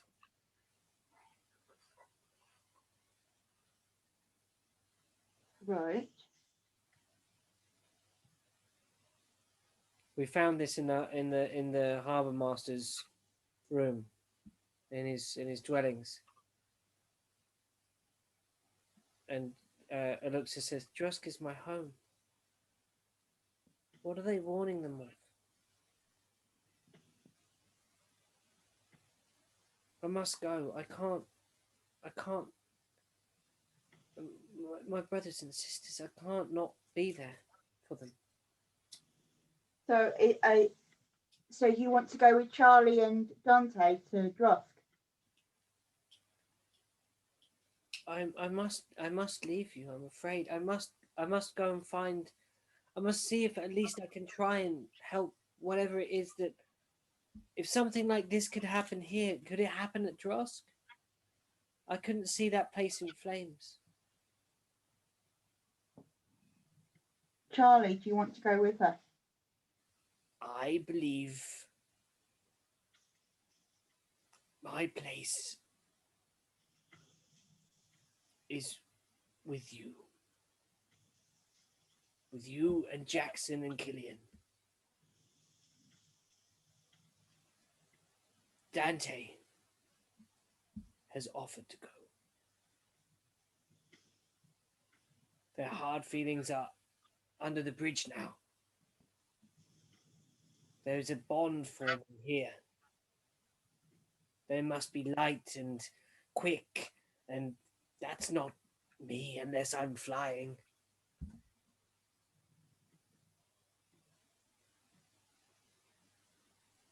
Okay, Dante. You must protect her and go with her. I shall. I shall use the blade that she has given me. And he holds up this blade that's kind of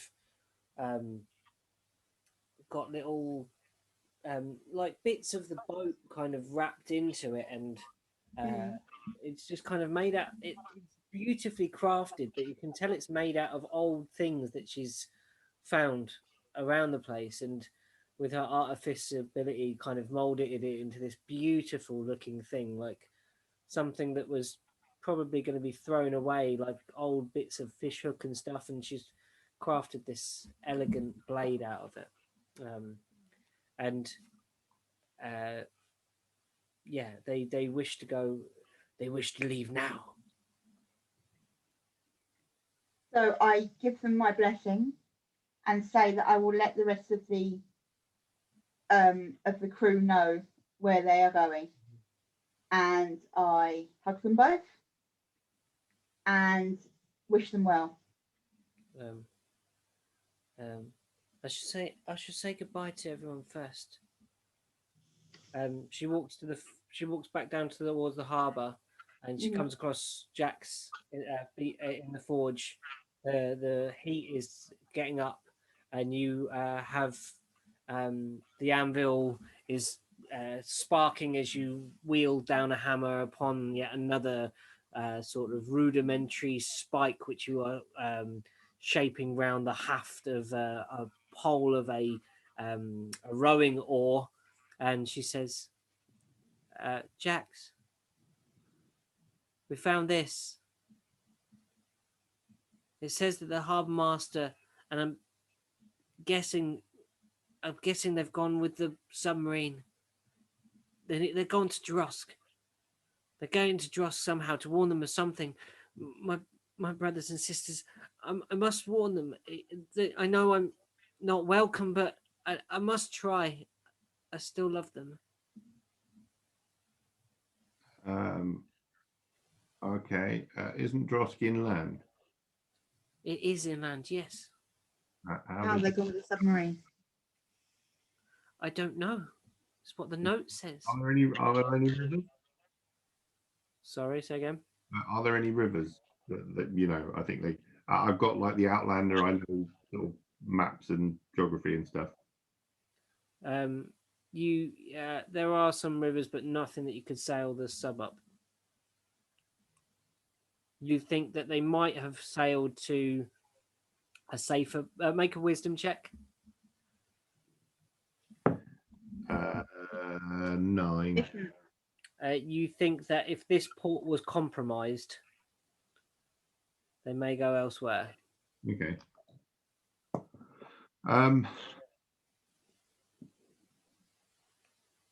mean, are they warning because Drosk is the capital, right? Yeah. So are they actually warning Drosk that they're being attacked and are asking for help from Drosk, rather than Drosk is going to be attacked itself? Is what I'm saying to Alexa. We are going to warn Drosk, is what the note says. It doesn't tell me any more than that. I don't read anything more into it. But if there's a risk that this could happen to Drosk, I can't see my brothers and sisters hurt. Okay. Are you going to be okay traveling on your own? Dante is going to accompany me. Do you want to wait and see if we can get your horses? We have horses. We have. We spoke to at the Guppy's Eye. They have 2 horses ready to ride. Okay. Well, you know, good luck. And thank you for believing in me and don't take shit from people. Very well. I shall try not to take shit from people. Thank you, Jax. And then she comes to Killian on the boat on the harbour. Says, Killian, I'm going to go. I must go to Drosk. With Charles? kind of a hopeful sound to my voice. Charles is with you. Charles says his place is with you. It'll be difficult for me not to see him. He's given me such inspiration and hope. Sure.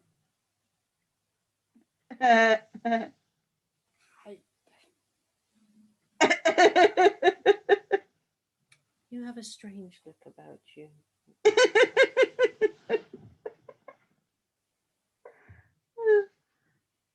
And she turns and walks up the harbour, and Dante. She mounts onto the horse, and Dante is there, already on the horse, ready to ride. And Charles bids her goodbye. There's a fleeting moment where their hands, where he braces her on her arms outside, and he puts her hands together in prayer. But as he pulls her hands away, their fingers touch for just a little bit too long, maybe. Aww. And they ride off out of Esterland. And that is where we shall end the game for today. Okay. I crossed off 400 gold of the share of stuff. Okay. I didn't even put the last lot of money in. So, anybody, any ideas how much money we should have on the account? No, Jax has been keeping that as a hoard, I think. No, so I dished it out. So Jax had 1,274, and I think he started with 15.